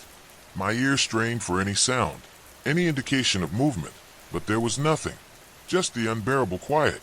Then, with a slow, deliberate creak, the door began to open. I reacted without thinking. I shoved against the door with everything I had, slamming it shut with a force that sent dust billowing through the cracks. My hand scrabbled for the lock, twisting it into place, just as something outside pressed against the wood. The whisper came again, right against the door, seeping through like a sickness. "You let it see you." I bit down on a cry, pressing myself further into the closet. My body ached with tension, every muscle locked in place. The air inside the small space had turned stale, heavy with the scent of something rotten. I dared to glance down, to the small gap beneath the door, and my stomach turned to ice. Feet, but not human feet. They were too long, too thin, the bones jutting at odd angles. The skin was stretched too tight, too pale, as if whatever stood outside the closet had never been meant to walk among the living. And it wasn't alone. More shadows joined the first, shifting and twitching unnaturally, their outlines pressing against the door like hungry insects drawn to a flame. I clenched my eyes shut, my fingers digging into the splintered wood of the closet walls. The whisper came again, but this time, it was inside the closet with me. I didn't scream. I couldn't. The breath was stolen from my lungs as something cold brushed against the back of my neck. My mind shattered, my thoughts spiraling into incoherent terror. I bolted. I didn't care where. Didn't care what waited for me outside the door. I just needed to get out. I threw the door open and ran, my feet barely touching the ground as I fled down the hallway. The walls pulsed, the shadows stretched toward me, the whispering growing into a chorus of voices that scraped against my sanity. I hit the stairs at full speed, nearly tumbling as I descended. The house groaned, the very foundation seeming to tremble as I reached the bottom. The front door loomed ahead, slightly ajar, the only thing standing between me and the outside world. I sprinted for it, but as I reached the threshold, something caught my ankle. I crashed to the floor, my chin slamming against the wood. Pain exploded through my skull, but I had no time to focus on it. Cold fingers wrapped around my leg, pulling, dragging me backward. I clawed at the floor, nails splintering against the wood as I kicked, thrashed, fought against whatever was trying to drag me back into the house. I twisted onto my back, my breath catching as I finally saw it clearly. A face, if it could be called that. Hollow eyes, too wide, too deep. Black pits that seemed to stretch into nothingness. A mouth that wasn't a mouth at all, but a gaping void, stretching, shifting, grinning with something that was not joy but hunger. The hands that gripped me were impossibly long, the fingers tightening as they dragged me closer, closer to the darkness that pulsed behind it. I screamed. I kicked harder, my foot connecting with something solid. The grip faltered. I scrambled forward, pulling myself toward the door with every ounce of strength I had left. My fingers grazed the threshold. Almost there. Almost. A final yank. The air left my lungs as I was pulled back, my vision going black for a moment. The last thing I saw was the open doorway, the night beyond it so close, so impossibly far away. And then the door slammed shut. Darkness swallowed me whole. Story 2. My pulse quickened as I made my way down the dimly lit hallway. The oppressive silence was broken only by the occasional creak of the old wooden floorboards beneath my feet. The air was heavy with the scent of mildew and dust, and each breath I took seemed to catch in my throat. I couldn't shake the feeling that I was being watched, that eyes were boring into my back from the darkness that seemed to close in around me. My footsteps echoed, a haunting rhythm that only served to heighten my unease. I had never believed in the supernatural, but the atmosphere in this place was enough to make even the most skeptical person question their convictions. I had come to this abandoned mansion on a dare, a foolish attempt to prove my bravery to my friends. They had teased me for weeks, calling me a coward for refusing to enter the dilapidated old house at the edge of town. Now, as I stood in its eerie, decaying corridors, I wished I had listened to my instincts and stayed far away. The house had a dark history, one that was whispered about in hushed tones by the townspeople. Stories of disappearances and unexplained occurrences had plagued this place for decades, but I had dismissed them as mere superstition. Now, as the darkness seemed to press in on me from all sides, I couldn't help but wonder if there was some truth to those tales. I reached for my flashlight, the small beam of light, providing a feeble sense of security as I continued to explore the mansion's twisted, labyrinthine passages. My hand trembled as I gripped the flashlight tighter, the cold metal a stark contrast to the clammy sweat that coated my skin. I stumbled upon a door at the end of the hallway, its once ornate carvings now obscured by layers of grime and neglect. With a deep breath, I pushed it open, the hinges groaning in protest as I stepped into the room beyond. The room was shrouded in darkness, the only illumination coming from the weak beam of my flashlight. As I swept the light across the space, I saw that it was filled with old furniture, covered in dust and cobwebs. An ancient, moth-eaten rug lay in the center of the floor, its colors long since faded. I took a cautious step forward, the floorboards creaking ominously beneath me. Suddenly, a shadow flickered in the corner of my vision, and I spun around, my heart pounding in my chest. There was nothing there, just the oppressive darkness and the weight of my own fear. I tried to steady my breathing, to convince myself that it was just my imagination playing tricks on me. But the feeling of being watched persisted, growing stronger with each passing moment. I knew I had to get out of there, but my curiosity got the better of me. I moved deeper into the room, my flashlight casting long, eerie shadows on the walls. As I approached the far corner, I noticed a large, ornate mirror, its surface tarnished and cracked. The frame was adorned with intricate carvings, depicting scenes of torment and despair. The sight of it sent a shiver down my spine, but I couldn't tear my eyes away. I stepped closer, the beam of my flashlight illuminating the mirror's surface. As I gazed into the glass, I saw my reflection staring back at me, eyes wide with fear. But there was something else, something lurking just behind my reflection, a shadowy figure that seemed to move with a life of its own. My breath caught in my throat as I turned to look behind me, but there was nothing there. The room was empty, save for the dust and cobwebs. I turned back to the mirror, my heart racing as the shadowy figure began to take shape. It was a tall, gaunt figure, its eyes dark and hollow, its mouth twisted into a sinister grin, and I could feel the malevolent energy emanating from it. I stumbled back, the flashlight slipping from my grasp and clattering to the floor. The room was plunged into darkness, and I could hear the sound of my own labored breathing, the only noise in the oppressive silence. I scrambled to pick up the flashlight, my fingers fumbling in the darkness. When I finally managed to grasp it, I turned it on, the beam of light slicing through the gloom. But the mirror was empty, the shadowy figure gone. I tried to convince myself that it had been a trick of the light, a figment of my imagination. But deep down, I knew that something was very wrong. I needed to get out of this house, to escape the suffocating darkness that seemed to close in around me. I hurried back down the hallway, my footsteps echoing in the eerie silence. As I reached the front door, I felt a sudden, cold breeze brush against my skin, and I shivered. The door was heavy, its hinges rusted and stiff. I pushed against it with all my strength, but it wouldn't budge. Panic began to set in, my heart pounding in my chest as I struggled to open the door. I glanced around, searching for another way out, but the darkness seemed to swallow up any potential escape routes. Suddenly, I heard a soft, almost imperceptible whisper, a voice that seemed to come from the very walls of the house. It was a low, guttural sound, filled with malice and despair. I couldn't understand the words, but the tone was enough to send chills down my spine. I turned to face the source of the sound, my flashlight shaking in my trembling hand. The hallway stretched out before me, seemingly endless and filled with shadows that danced and writhed in the dim light. As I took a hesitant step forward, The whispering grew louder, more insistent. It seemed to come from all around me, echoing off the walls and filling my mind with a sense of dread. I felt as though I was being drawn deeper into the darkness, pulled by an unseen force that I couldn't resist. My mind raced, searching for a way out, but the oppressive atmosphere made it difficult to think clearly. In the distance, I saw a faint glimmer of light, a small beacon of hope in the suffocating darkness. I hurried toward it, my footsteps quickening as the whispering reached a fever pitch. The light grew brighter as I approached, and I could see that it was coming from an open door at the end of the hallway.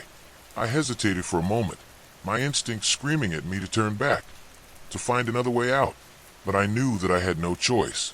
I had to keep moving, to push forward and escape this nightmare.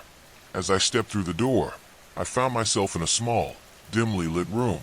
The walls were lined with shelves, filled with dusty, old books and strange, archaic artifacts.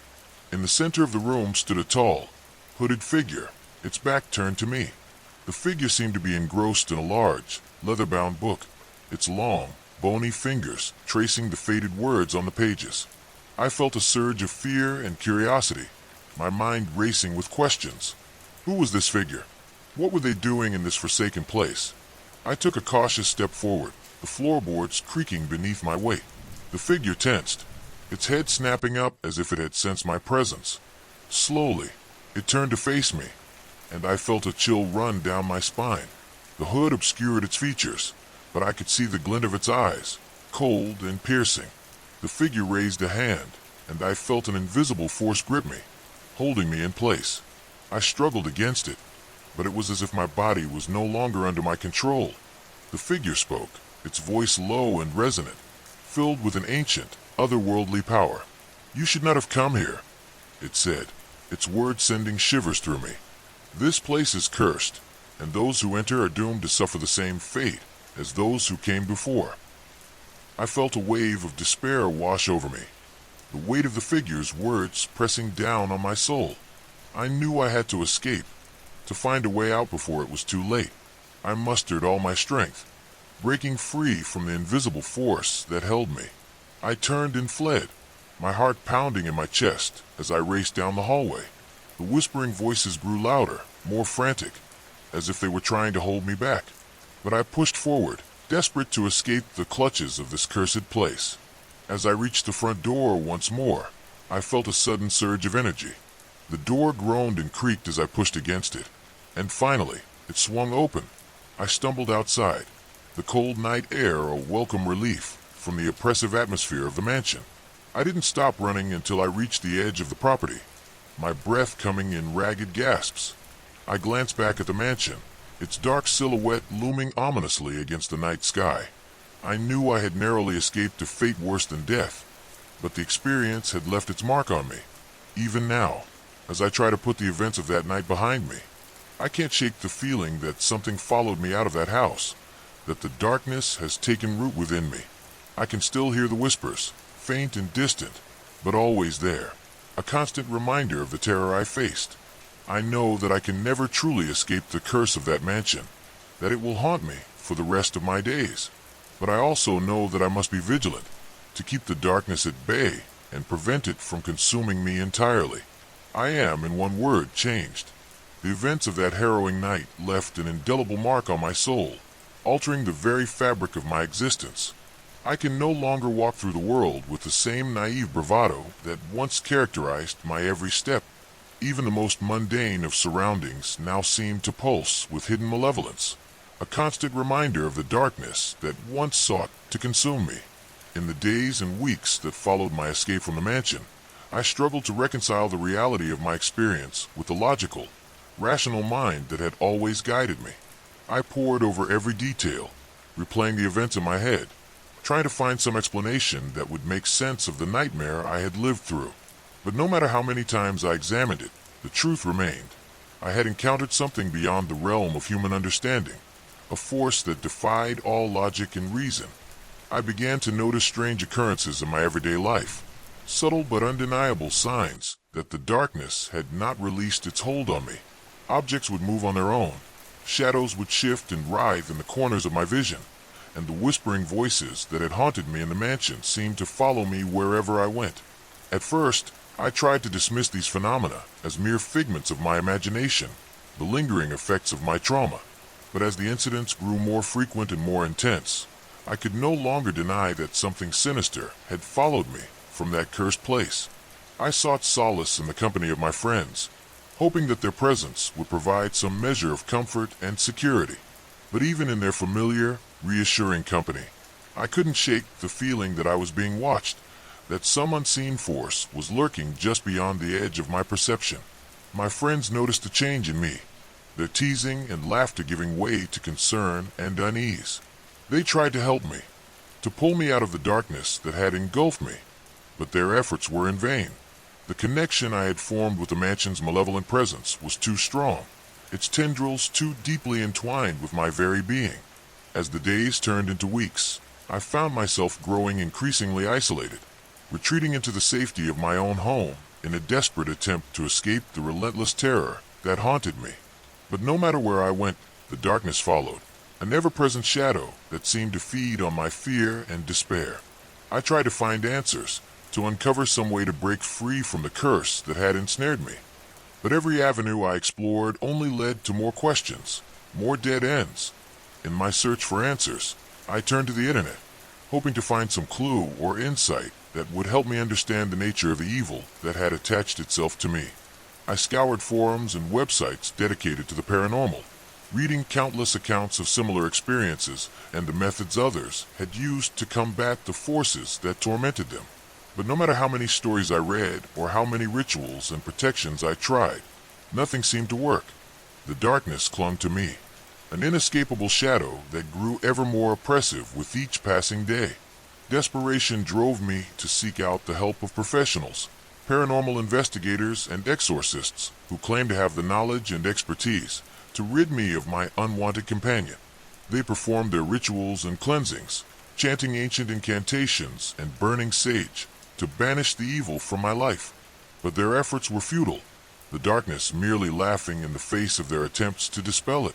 Each failure only served to deepen my despair, to convince me that I was doomed to live out the rest of my days in the grip of this malevolent force. As my mental and emotional state deteriorated, I found myself plagued by vivid, nightmarish visions that would invade my waking moments, blurring the line between reality and the realm of nightmares. The shadowy figure from the mirror would appear before me, its hollow eyes filled with a malevolent glee as it whispered terrible secrets and promises of suffering in my ear. I would wake in the middle of the night, drenched in sweat and gasping for breath, the echoes of its voice still ringing in my ears. My physical health began to suffer as well, the constant stress and fear taking a toll on my body. I lost weight, my once healthy frame growing gaunt and frail. Sleep became an elusive luxury, each night a battle against the terrors that awaited me in the darkness. I knew that I couldn't go on like this, that I had to find a way to break free from the curse before it consumed me entirely. In a moment of clarity, I realized that the key to my salvation lay within the mansion itself. It was there that the curse had taken hold of me, and it was there that I would have to confront the darkness if I ever hoped to be free of it. The thought of returning to that place filled me with a deep, bone-chilling dread, but I knew that I had no other choice. I had to face the source of my torment head-on, to confront the evil that had ensnared me, and find a way to break its hold. I spent days preparing for my return to the mansion, gathering supplies, and researching every possible method of protection and banishment. I armed myself with every conceivable tool and talisman, determined to be ready for whatever horrors awaited me.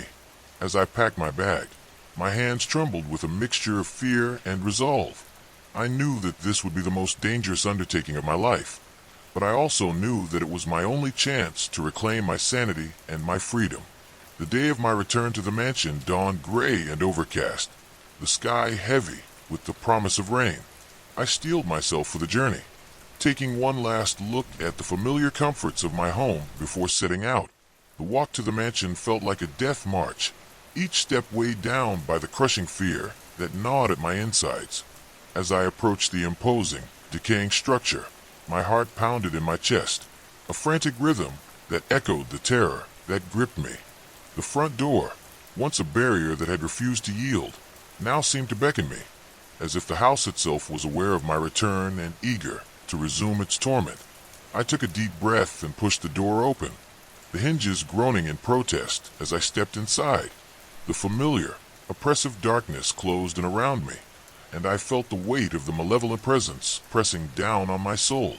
I moved cautiously through the mansion's corridors, my flashlight casting long, eerie shadows on the walls.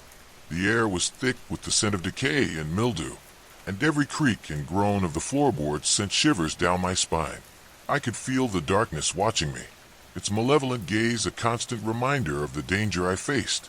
I steeled myself, refusing to let my fear overwhelm me as I pressed on, determined to confront the source of my torment. As I approached the room where I had first encountered the shadowy figure, I felt a surge of dread wash over me. The door loomed before me, a portal to the unknown that seemed to pulse with a dark energy. I hesitated for a moment, my hand trembling on the doorknob as I gathered my courage. With a deep breath, I pushed the door open and stepped inside. The room was exactly as I remembered it, filled with dust and cobwebs, the ancient furniture shrouded in darkness. The mirror still stood in the far corner, its surface tarnished and cracked, but now it seemed to radiate a malevolent energy that sent chills down my spine. I approached it cautiously, my flashlight illuminating the intricate carvings on the frame, each one depicting scenes of torment and despair. As I gazed into the mirror, I saw my reflection staring back at me, eyes wide with fear. But this time, the shadowy figure was not content to remain in the glass. It stepped forward, emerging from the mirror with a fluid, unnatural grace. Its hollow eyes locked onto mine, and I felt a wave of terror wash over me, paralyzing me in place. The figure's sinister grin widened as it advanced, its bony fingers reaching out to grasp me. I struggled to move, to break free from its grip, but my body refused to obey. The darkness seemed to close in around me, suffocating me with its malevolent presence. I could feel the cold, clammy touch of the figure's hands on my skin, and I knew that I was facing the very embodiment of the evil that had haunted me. In that moment of utter despair, I remembered the talismans and protections I had brought with me. Summoning all my strength, I reached into my bag and pulled out a small vial of holy water, throwing it at the figure with all my might. The water struck the figure, and it recoiled with a hiss, its flesh sizzling and smoking where the water had touched it. The malevolent energy that had surrounded me seemed to waver, and I felt a glimmer of hope. I seized the opportunity, pulling out a crucifix and holding it before me like a shield. The figure snarled and backed away, its hollow eyes filled with rage. I chanted the incantations I had learned, my voice trembling but resolute. The air seemed to crackle with energy as I continued, the darkness retreating before the power of my words. The figure writhed and twisted, its form growing more insubstantial with each passing moment. I could feel the darkness losing its grip on me, its malevolent presence weakening. With one final, desperate effort, I shouted the last words of the incantation, and the figure let out a terrible, ear-piercing scream. It dissolved into a cloud of shadow and mist, dissipating into the air as the oppressive atmosphere. As the oppressive atmosphere began to dissipate, I felt a glimmer of hope. The darkness that had clung to me for so long was weakening, its grip loosening with every passing moment. I continued to chant the incantations, my voice growing stronger and more confident with each word. The air around me seemed to crackle with energy, the malevolent presence retreating before the power of my words. The shadowy figure writhed and twisted, its form growing more insubstantial by the second. With one final, desperate effort, I shouted the last words of the incantation, and the figure let out a terrible, ear-piercing scream. It dissolved into a cloud of shadow and mist, dissipating into the air as the oppressive atmosphere lifted. I stood there, panting and trembling, my heart racing as the reality of my victory sank in. But even as the darkness retreated, I knew that my battle was not yet over. The mansion still held many secrets, and I could feel the lingering presence of other malevolent entities within its walls. I had to uncover the truth behind the curse that had plagued this place, and find a way to put an end to it once and for all. I took a deep breath, steeling myself for the challenges that lay ahead. With renewed determination, I began to explore the mansion, searching for clues that would help me understand the nature of the evil that had taken root here. The halls seemed to stretch on endlessly, each room filled with dust and decay, the air heavy with the weight of forgotten memories. As I delved deeper into the mansion, I discovered a hidden passage behind a large, ornate tapestry. The passage was narrow and dark, the walls lined with ancient, crumbling stone. I felt a chill run down my spine as I stepped into the passage, the oppressive silence pressing in on me from all sides. I knew that whatever lay at the end of this corridor would hold the key to unraveling the mystery of the mansion's curse. The passage seemed to go on forever, twisting and turning in a labyrinthine maze that left me disoriented and uneasy. The air grew colder and more stagnant the deeper I went, and I could feel the weight of the darkness pressing down on me. I pressed on, my flashlight casting long, eerie shadows on the walls as I navigated the treacherous path. Finally, I reached a heavy, iron door at the end of the passage. The door was covered in strange, arcane symbols that seemed to pulse with a dark energy. I hesitated for a moment, my hand trembling on the doorknob as I gathered my courage. With a deep breath, I pushed the door open and stepped inside. The room beyond was vast and cavernous, its walls lined with shelves filled with dusty tomes and bizarre artifacts. In the center of the room stood an ancient stone altar, its surface covered in strange, indecipherable markings. The air was thick with the scent of decay and ancient power, and I could feel the malevolent presence of the entities that had plagued the mansion. As I approached the altar, I noticed a large, leather-bound book lying open on its surface. The pages were filled with strange, arcane symbols that seemed to writhe and twist before my eyes. I could feel the dark energy emanating from the book, a palpable force that sent shivers down my spine. I knew that this book held the key to understanding the curse and finding a way to break it. I began to study the book, my eyes scanning the symbols as I tried to make sense of the ancient language. The more I read, the more I began to understand the true nature of the curse that had plagued the mansion. It was a dark and powerful force, bound to the very stones of the building by a malevolent entity that had been summoned centuries ago. The entity fed on the fear and despair of those who entered the mansion, drawing strength from their suffering and using it to maintain its hold on the world. I realized that the only way to break the curse was to confront the entity and banish it from the mansion. But to do so, I would need to gather the necessary tools and perform a ritual that would sever the entity's ties to this world. The book provided detailed instructions on how to perform the ritual, but it was clear that it would be a dangerous and difficult task. I would need to gather several rare and powerful artifacts, each one imbued with the energy needed to counteract the entity's malevolent power. With the knowledge I had gained from the book, I set out to gather the artifacts, determined to put an end to the curse once and for all. The first artifact was a crystal amulet, said to be hidden in a secret chamber beneath the mansion. I carefully followed the instructions in the book, searching for hidden switches and concealed passages that would lead me to the chamber. After hours of searching, I finally discovered a hidden trapdoor in the floor of one of the mansion's many rooms. I pried it open, revealing a narrow staircase that descended into the darkness below. Taking a deep breath, I steeled myself for the journey ahead and began to descend the stairs, my flashlight illuminating the ancient stone walls as I made my way down. The air grew colder and more oppressive the deeper I went, and I could feel the weight of the darkness pressing in on me. But I pressed on, determined to find the amulet and put an end to the curse. Finally, I reached the bottom of the staircase and found myself in a small, dimly lit chamber.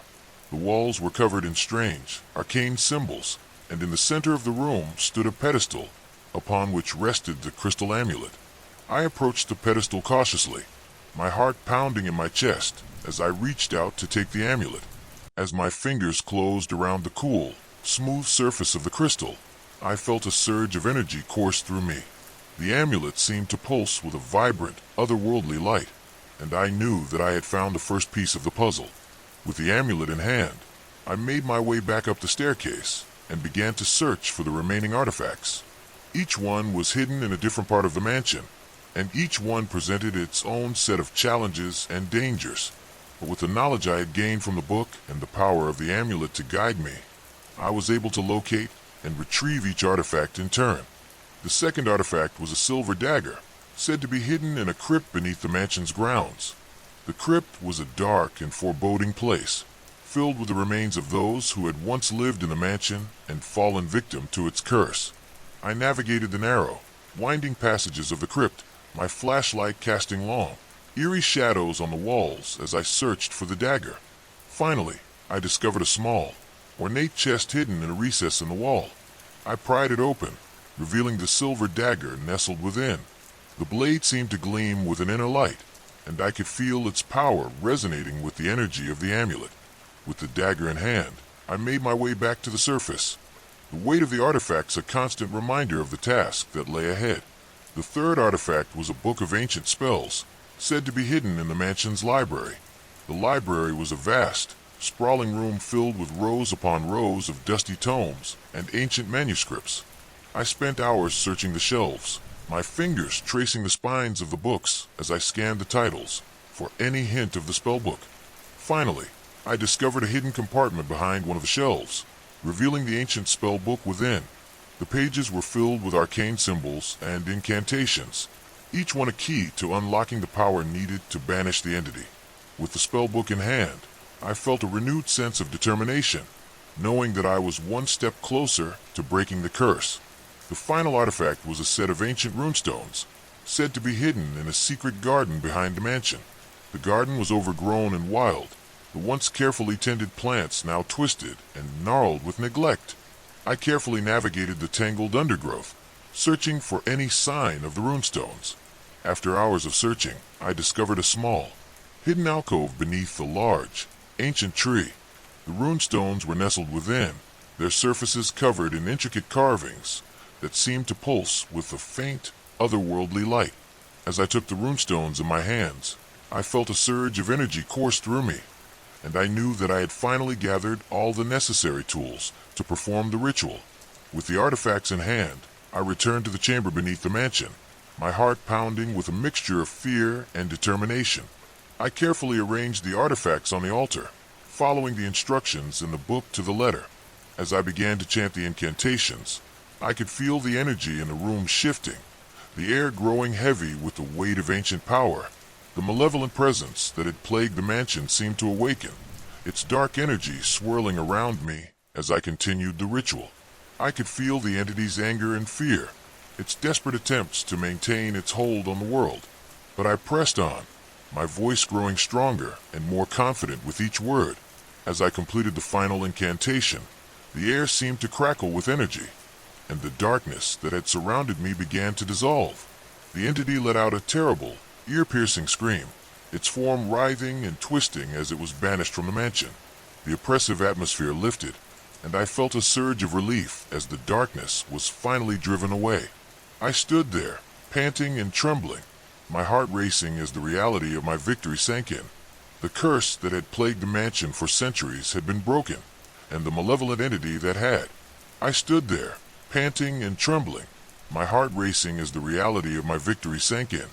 The curse that had plagued the mansion for centuries had been broken, and the malevolent entity that had tormented me had been banished. The oppressive atmosphere lifted, and I felt a surge of relief as the darkness was finally driven away. But even as I basked in the sense of triumph, I knew that my journey was not yet over. There were still questions that needed answers, and mysteries that remained unsolved.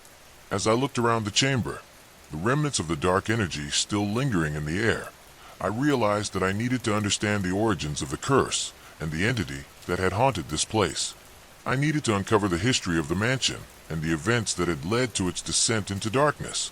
With this newfound determination, I began to search the room for any clues or documents that might shed light on the mansion's past. I scoured the shelves, examining the dusty tomes and bizarre artifacts that lined the walls.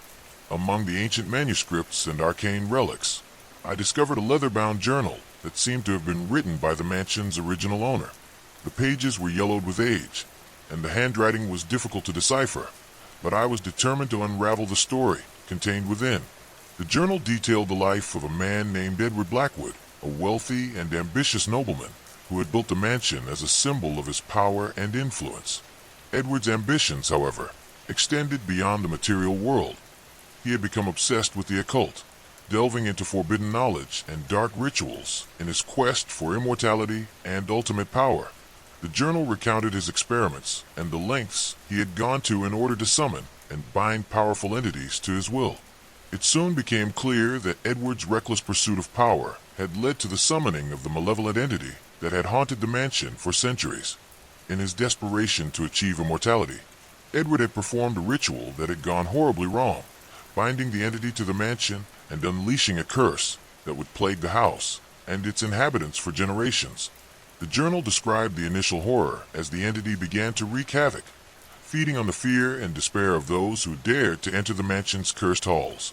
As I continued to read, I discovered that Edward had eventually realized the enormity of his mistake and had sought to find a way to undo the curse he had unleashed. He had devoted the rest of his life to researching ancient texts and performing countless rituals, desperate to find a way to banish the entity and break the curse. However, his efforts had been in vain, and he had ultimately succumbed to the darkness that he had brought upon himself and his home. The journal ended abruptly, with Edward's final, despairing entry detailing his last-ditch effort to banish the entity. It seemed that he had died in the attempt, his soul consumed by the very darkness he had sought to control. The realization that I was not the first to confront the entity filled me with a sense of both dread and determination.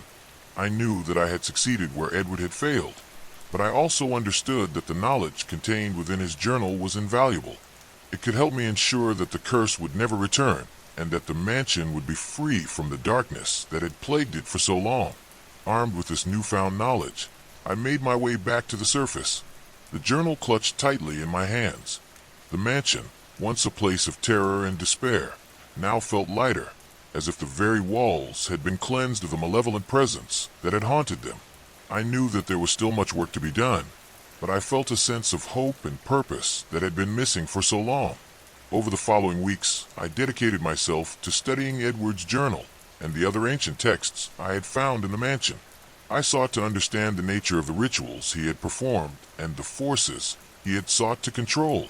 I reached out to scholars and experts in the occult, sharing my findings and seeking their guidance. Together, we pieced together the puzzle of the mansion's dark history and worked to ensure that the curse would never return. As I delved deeper into the arcane knowledge contained within the texts, I began to develop a newfound respect for the power and danger of the occult. I realized that, while the darkness could be harnessed and controlled, it was a force that demanded the utmost caution and respect. The mansion's history had taught me that the pursuit of power, without regard for the consequences, could lead to devastating and irreversible consequences. In my quest to understand the dark forces that had plagued the mansion, I also sought to restore the house to its former glory. I enlisted the help of historians, architects, and craftsmen to repair the damage that had been wrought by centuries of neglect and decay. Together, we worked to preserve the mansion's history while ensuring that it would no longer be a place of fear and suffering. As the restoration progressed, I felt a sense of accomplishment and pride in the work we were doing. The mansion, once a symbol of darkness and despair, was being transformed into a place of beauty and light. I knew that the process would take time, but I was committed to seeing it through to the end. Throughout this journey, I also took the time to reflect on my own experiences and the impact they had on me. The encounter with the malevolent entity had changed me in profound ways, forcing me to confront my deepest fears and pushing me to the limits of my endurance. But it had also made me stronger, more resilient, and more determined to overcome any obstacle that stood in my way. As the restoration neared completion, I began to consider the future of the mansion and the legacy it would leave behind. I wanted it to be a place where people could come to learn about its history, to appreciate the beauty of its architecture, and to understand the importance of respecting the forces that lie beyond our understanding. I envisioned the mansion as a center for education and research, where scholars and enthusiasts could come together to study the occult and the lessons of the past. To that end, I established a foundation dedicated to preserving the mansion and promoting the study of the occult. I invited experts from around the world to contribute their knowledge and insights, and I opened the doors of the mansion to the public, offering guided tours and educational programs. The response was overwhelming, and the mansion quickly became a respected and renowned institution in the field of occult studies. As the years passed, I continued to dedicate myself to the work of the Foundation, always mindful of the lessons I had learned during my time in the mansion. I never forgot the darkness that had once plagued the house, and I remained vigilant against any potential threats that might arise. I knew that the forces we were dealing with were powerful and unpredictable, and I was determined to ensure that the mansion would never again fall victim to the malevolent entities that had haunted it for so long. The old house at the end of Hollow Creek Road had been abandoned for as long as I could remember. It stood there like a forgotten relic, its paint peeling, its windows black and lifeless. The townsfolk never spoke of it, not even in hushed whispers. It was as if the house did not exist in their minds, as though acknowledging it would bring something terrible upon them. But for me, it was an obsession. Every time I walked past it, I felt something watching me from the shadows within. A presence, an invitation, a warning. I don't know what compelled me that night. Maybe it was boredom. Maybe it was the way the full moon hung low in the sky, casting eerie shadows across the overgrown yard. Or maybe it was the whisper I thought I heard when I stopped in front of the rusted iron gate. It was faint, almost indistinguishable from the wind, but I could have sworn it spoke my name. My breath hitched. I scanned my surroundings. Nothing. Just the road, empty and silent, stretching into the darkness behind me. My heart pounded as I pushed open the gate. It groaned in protest, rust flaking off as I stepped inside. The overgrown grass swallowed my feet with each step, as though the earth itself didn't want me to proceed. The front door loomed before me, slightly ajar, as if it had been waiting. The air around me felt heavier, thick with something unseen but undeniably present. I reached out, my fingers trembling, and nudged the door open. The inside was worse than I had imagined. Dust coated every surface, the air thick with the scent of rot and something else, something metallic. The floor creaked beneath my weight, and I hesitated, listening. Silence. Too much silence. Even the wind that had howled outside was now absent, as if the house had swallowed all sound. I took a cautious step forward, the old wood groaning beneath my feet. A shiver ran down my spine as I passed the decaying furniture, the faded wallpaper peeling in long, curling strips. My eyes caught a staircase leading upwards, its steps worn and splintered. A strange sensation crept over me, a feeling that something was up there, something waiting. The whisper returned, clearer this time, just beyond my ear. It wasn't the wind. It wasn't my imagination. It was a voice, low and rasping, calling my name.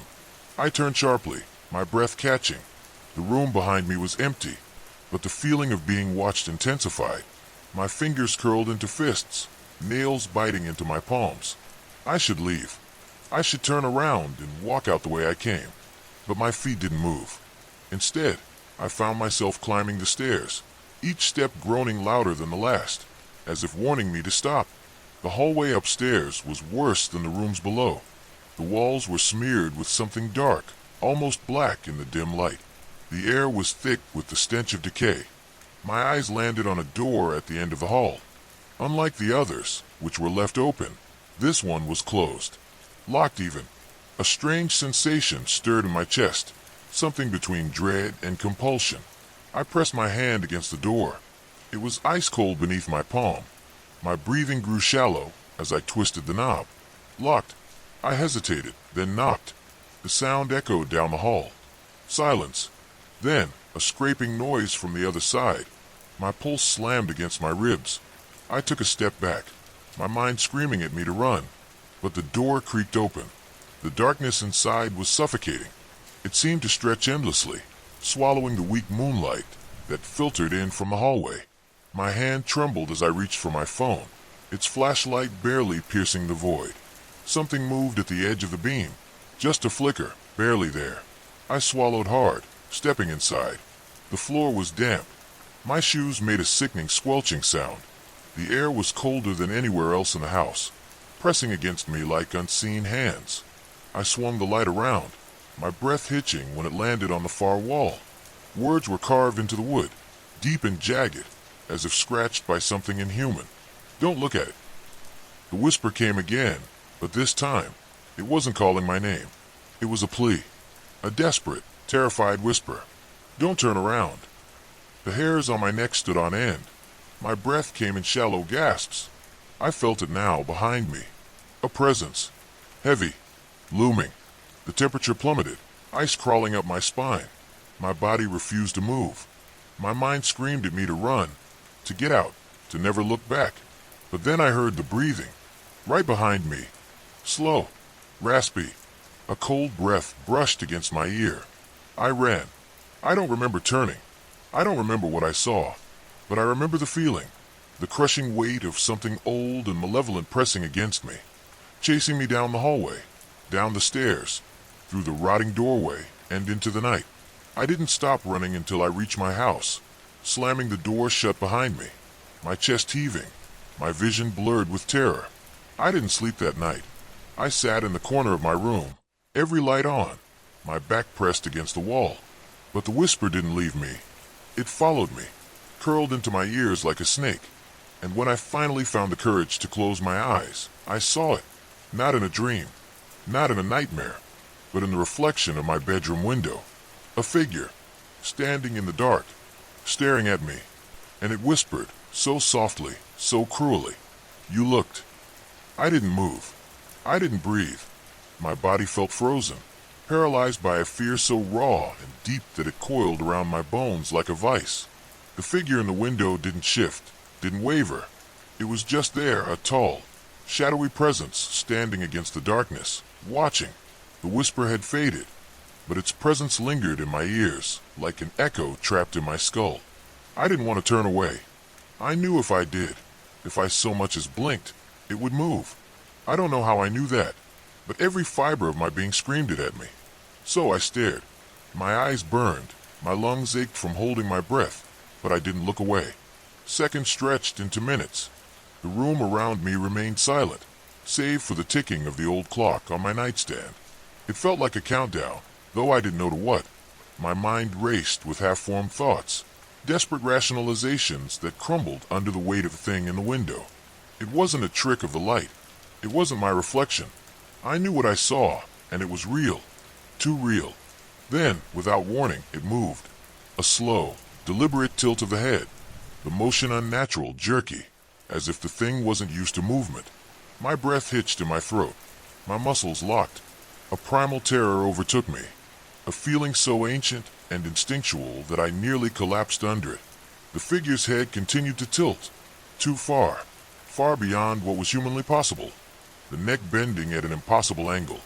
A low creak filled the silence, like bones shifting, snapping into place.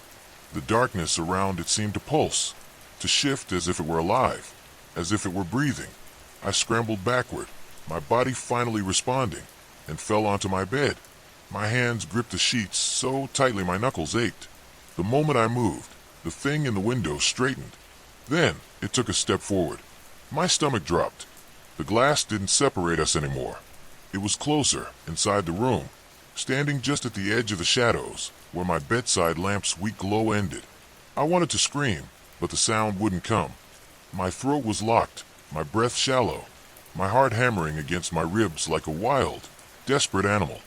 It stood there, unmoving, featureless except for the hollow darkness, where its eyes should have been. The whisper returned, softer now, almost gentle. "You looked." The voice wasn't human. It was layered, distant yet too close, like a chorus of voices speaking at once, some high, some low, some too distorted to recognize. The words slithered through the air, wrapping around me, tightening. Then the lamp flickered. Darkness swallowed the room in an instant. I felt it surge toward me before I saw it. A rush of cold, the feeling of something unseen rushing forward. I threw myself off the bed, crawling backward, my fingers scraping against the wooden floor. My hand fumbled for my phone. I turned on the flashlight. The beam cut through the darkness, but the figure was gone. The air still felt thick, suffocating, but I was alone. Or so I thought. Then the whisper came again, right beside my ear. "You can't unsee me." I bolted for my room, sprinting down the hallway, my pulse a wild drumbeat in my skull. I didn't stop running until I reached the bathroom, slamming the door shut behind me. My fingers fumbled for the lock, twisting it into place. My breaths came in ragged gasps, my body trembling violently. The small, fluorescent light above the mirror flickered weakly, casting long, erratic shadows against the walls. I turned toward the sink, gripping the edges to steady myself. Then I made a mistake. I looked into the mirror. My reflection stared back, pale, wide-eyed, terror carved into every inch of my face. But it wasn't alone. Standing behind me, just over my shoulder, was the thing. No longer a shadow, no longer a distant figure. It was right there, closer than ever. And now I could see it. The face, or what was left of it. Its skin was stretched too tight, its mouth too wide, lips cracked and bleeding. The hollow pits, where its eyes should have been stared straight into mine, filled with endless, swirling darkness. Its breath, icy and putrid, ghosted against my neck. My heart stopped. Then the light went out. A scream tore from my throat, raw and desperate, but it was swallowed by the dark. The air thickened, pressing in from all sides. I stumbled back, crashing into the wall. The whisper returned, but now it was laughing, low and guttural. My vision swam, my mind spiraling into panic. I clawed at the door, fumbling with the lock, my fingers slick with sweat. The handle wouldn't budge. The walls felt like they were closing in, the room growing impossibly smaller. The whisper turned into a chant, repeating the same 3 words over and over, filling my ears, my skull, my very bones. You looked, you looked, you looked. I don't know how I got out. My next memory was waking up on the floor of my living room, the morning light bleeding through the curtains. My head pounded, my limbs ached, but the worst part was the silence. The house was too quiet. I sat up slowly, my body stiff, my mouth dry as sandpaper. For a moment I thought, hoped, it had all been a dream, a nightmare. But when I turned my head, my blood turned to ice. My bedroom door was wide open. I hadn't left it that way. The whisper was gone, but the feeling wasn't. I could still sense it, lurking, watching. It was still here, hiding in the corners, waiting in the reflections, lingering in the shadows where the light couldn't reach. My stomach twisted. I knew then that this wasn't over. This wasn't something I could run from, something I could ignore. I had seen it, and it had seen me, and now it would never leave. That night, I covered every mirror, every reflective surface in my house.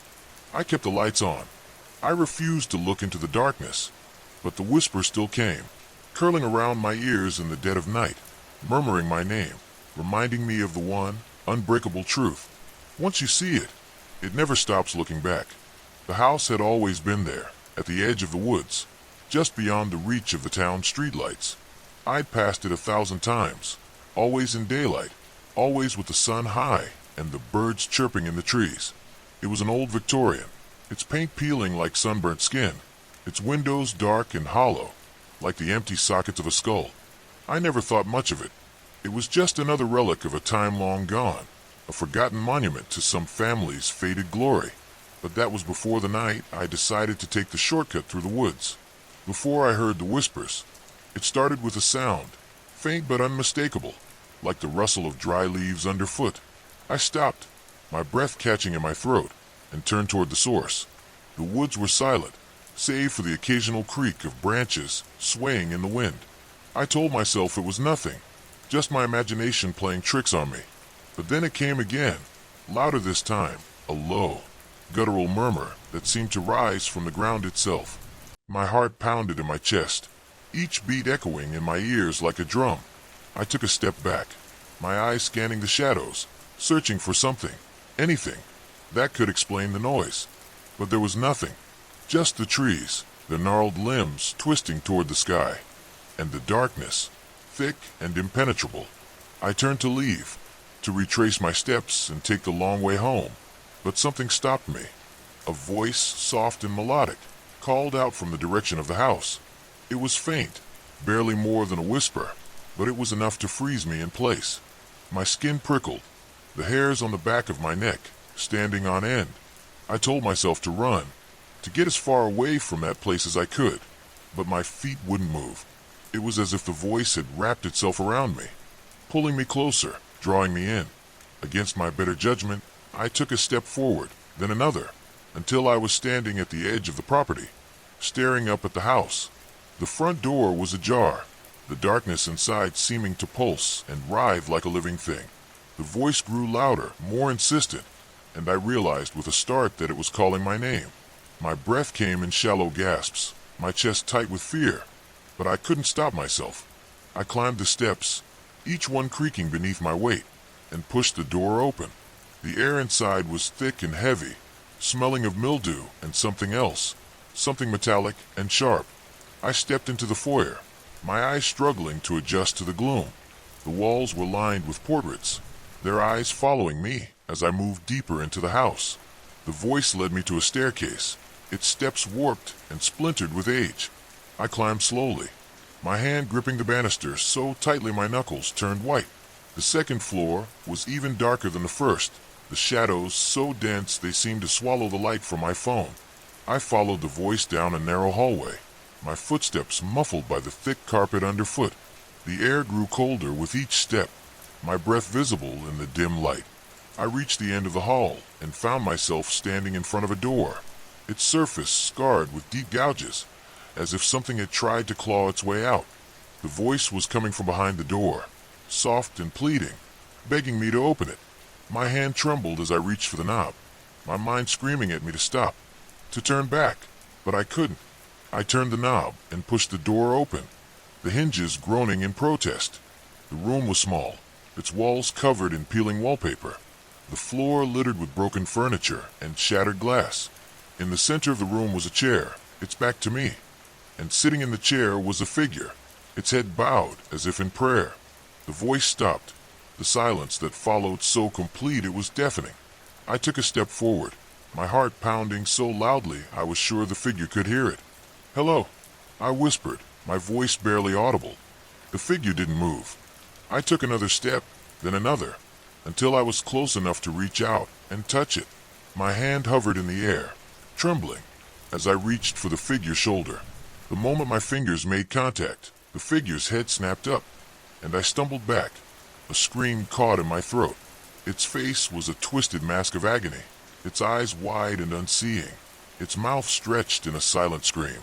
I turned to run, but the door slammed shut behind me, the sound echoing through the room like a gunshot.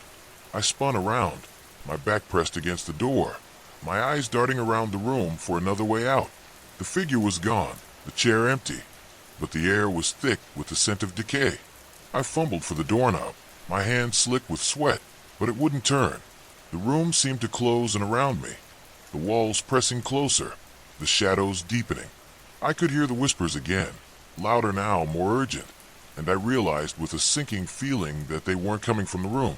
They were coming from inside my head.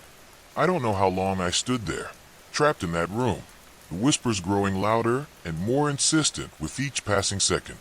I don't know how I finally managed to wrench the door open and stumble out into the hallway. I don't even remember running down the stairs and out of the house, the cold night air hitting me like a slap. All I know is that I made it home, my body trembling, my mind racing with questions I couldn't answer. I told myself it was a nightmare, a trick of the mind, but deep down, I knew the truth. The house wasn't empty. Something was there, something old and hungry, and it had seen me. It had called to me. And now, no matter how far I ran, no matter how many doors I locked, I could still hear its voice, whispering in the dark, waiting for me to return. The days that followed were a blur. I tried to convince myself it had all been a hallucination, a product of exhaustion or stress, but the memory of that room, of the figure in the chair, clung to me like a second skin.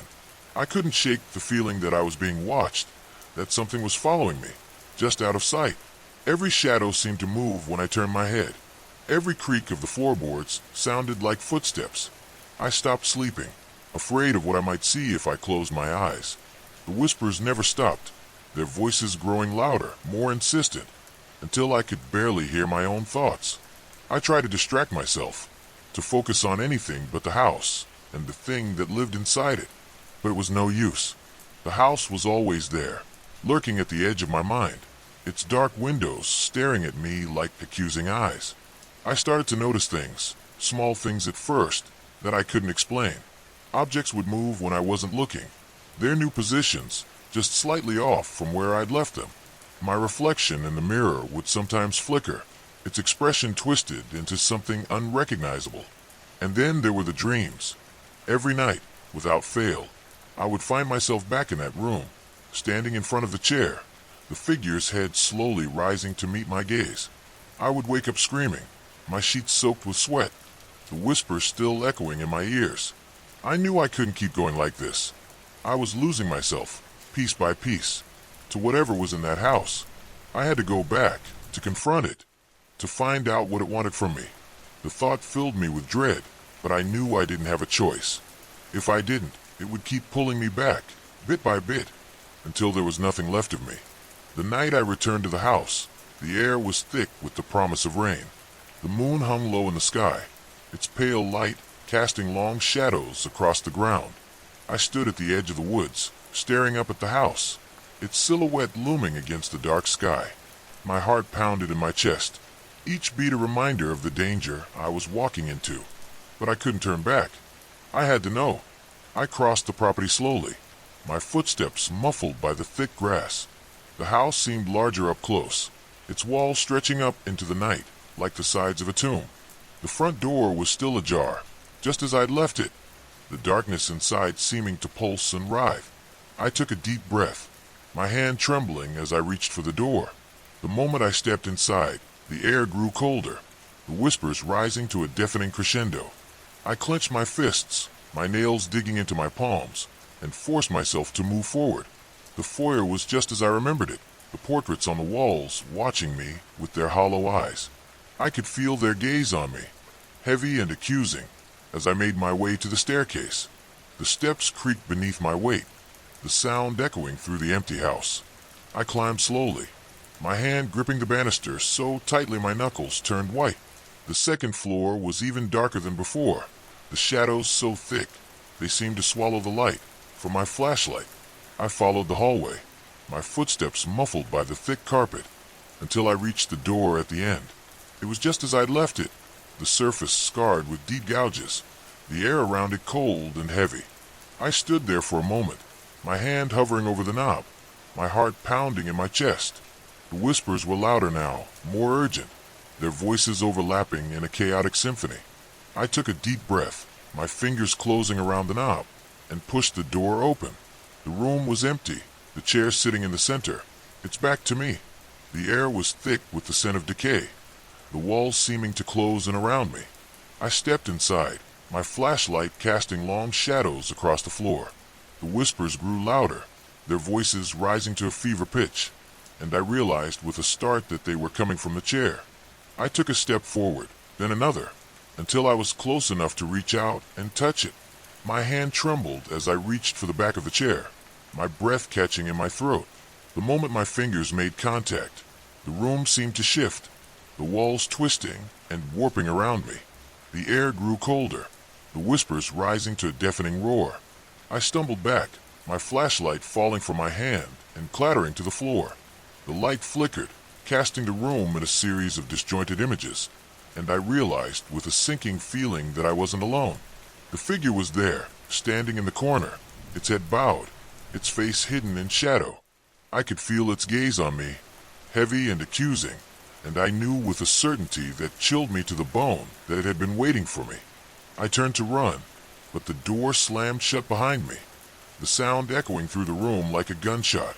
I spun around, my back pressed against the door, my eyes darting around the room for another way out. The figure was gone, the corner empty, but the air was thick with the scent of decay. I could hear the whispers again, louder now, more insistent, and I realized with a sinking feeling that they weren't coming from the room. They were coming from inside my head. I don't know how long I stood there, trapped in that room, the whispers growing louder and more insistent with each passing second.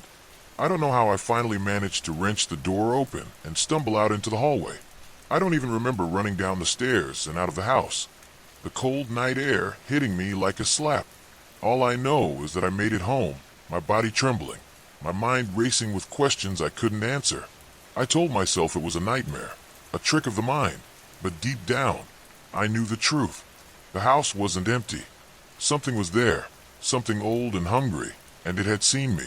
It had called to me. And now, no matter how far I ran, no matter how many doors I locked, I could still hear its voice, whispering in the dark, waiting for me to return. The days that followed were a blur. I tried to convince myself it had all been a hallucination, a product of exhaustion or stress, but the memory of that room, of the figure in the chair, clung to me like a second skin. I couldn't shake the feeling that I was being watched, that something was following me, just out of sight. Every shadow seemed to move when I turned my head. Every creak of the floorboards sounded like footsteps. I stopped sleeping, afraid of what I might see if I closed my eyes. The whispers never stopped, their voices growing louder, more insistent, until I could barely hear my own thoughts. I tried to distract myself, to focus on anything but the house and the thing that lived inside it, but it was no use. The house was always there, lurking at the edge of my mind, its dark windows staring at me like accusing eyes. I started to notice things, small things at first, that I couldn't explain. Objects would move when I wasn't looking, their new positions just slightly off from where I'd left them. My reflection in the mirror would sometimes flicker, its expression twisted into something unrecognizable. And then there were the dreams. Every night, without fail, I would find myself back in that room, standing in front of the chair, the figure's head slowly rising to meet my gaze.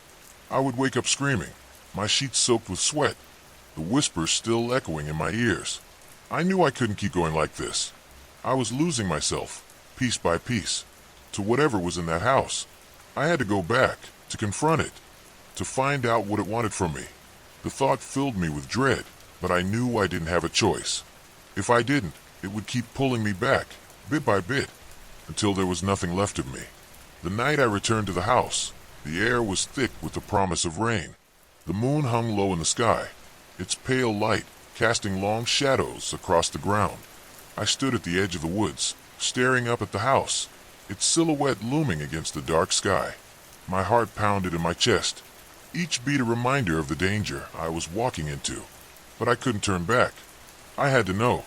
I crossed the property slowly, my footsteps muffled by the thick grass. The house seemed larger up close, its walls stretching up into the night, like the sides of a tomb. The front door was still ajar, just as I'd left it, the darkness inside seeming to pulse and writhe. I took a deep breath, my hand trembling as I reached for the door. The moment I stepped inside, the air grew colder, the whispers rising to a deafening crescendo. I clenched my fists, my nails digging into my palms, and forced myself to move forward. The foyer was just as I remembered it, the portraits on the walls watching me with their hollow eyes. I could feel their gaze on me, heavy and accusing, as I made my way to the staircase. The steps creaked beneath my weight, the sound echoing through the empty house. I climbed slowly, my hand gripping the banister so tightly my knuckles turned white. The second floor was even darker than before, the shadows so thick they seemed to swallow the light from my flashlight. I followed the hallway, my footsteps muffled by the thick carpet, until I reached the door at the end. It was just as I'd left it, the surface scarred with deep gouges, the air around it cold and heavy. I stood there for a moment, my hand hovering over the knob, my heart pounding in my chest. The whispers were louder now, more urgent, their voices overlapping in a chaotic symphony. I took a deep breath, my fingers closing around the knob, and pushed the door open. The room was empty, the chair sitting in the center, its back to me. The air was thick with the scent of decay, the walls seeming to close in around me. I stepped inside, my flashlight casting long shadows across the floor. The whispers grew louder, their voices rising to a fever pitch, and I realized with a start that they were coming from the chair. I took a step forward, then another, until I was close enough to reach out and touch it. My hand trembled as I reached for the back of the chair, my breath catching in my throat. The moment my fingers made contact, the room seemed to shift, the walls twisting and warping around me. The air grew colder, the whispers rising to a deafening roar. I stumbled back, my flashlight falling from my hand and clattering to the floor. The light flickered, casting the room in a series of disjointed images, and I realized with a sinking feeling that I wasn't alone. The figure was there, standing in the corner, its head bowed, its face hidden in shadow. I could feel its gaze on me, heavy and accusing, and I knew with a certainty that chilled me to the bone that it had been waiting for me. I turned to run, but the door slammed shut behind me, the sound echoing through the room like a gunshot. I spun around, my back pressed against the door, my eyes darting around the room for another way out. The figure was gone, the corner empty, but the air was thick with the scent of decay. I could hear the whispers again, louder now, more insistent, and I realized with a sinking feeling that they weren't coming from the room. They were coming from inside my head. I don't know how long I stood there, trapped in that room, the whispers growing louder and more insistent with each passing second. I don't know how I finally managed to wrench the door open and stumble out into the hallway. I don't even remember running down the stairs and out of the house, the cold night air hitting me like a slap. All I know is that I made it home, my body trembling, my mind racing with questions I couldn't answer. I told myself it was a nightmare, a trick of the mind, but deep down, I knew the truth. The house wasn't empty. Something was there. I never believed in ghosts. The idea always seemed like a relic of childhood fears, something you leave behind when you grow up and understand how the world really works. But now, after everything that has happened, I can't explain what I saw in any other way. I keep telling myself it wasn't real, that it was all in my head, that my mind was playing tricks on me. But when I close my eyes, I still see it. I still hear it. And worst of all, I still feel it watching me. It started when I moved into the old house at the edge of town. The price was unbelievably low, almost suspiciously so, but I convinced myself I had just found a good deal. The house was old, built in the early 1900s, with peeling wallpaper and creaking wooden floors. The air inside smelled of dust and forgotten memories, but I told myself I could make it home. I spent the first few nights settling in, unpacking boxes and rearranging furniture. Everything seemed normal at first. Then, on the fourth night, I woke up to the sound of something moving in the hallway. It was a slow, deliberate sound, like footsteps dragging along the wooden floor.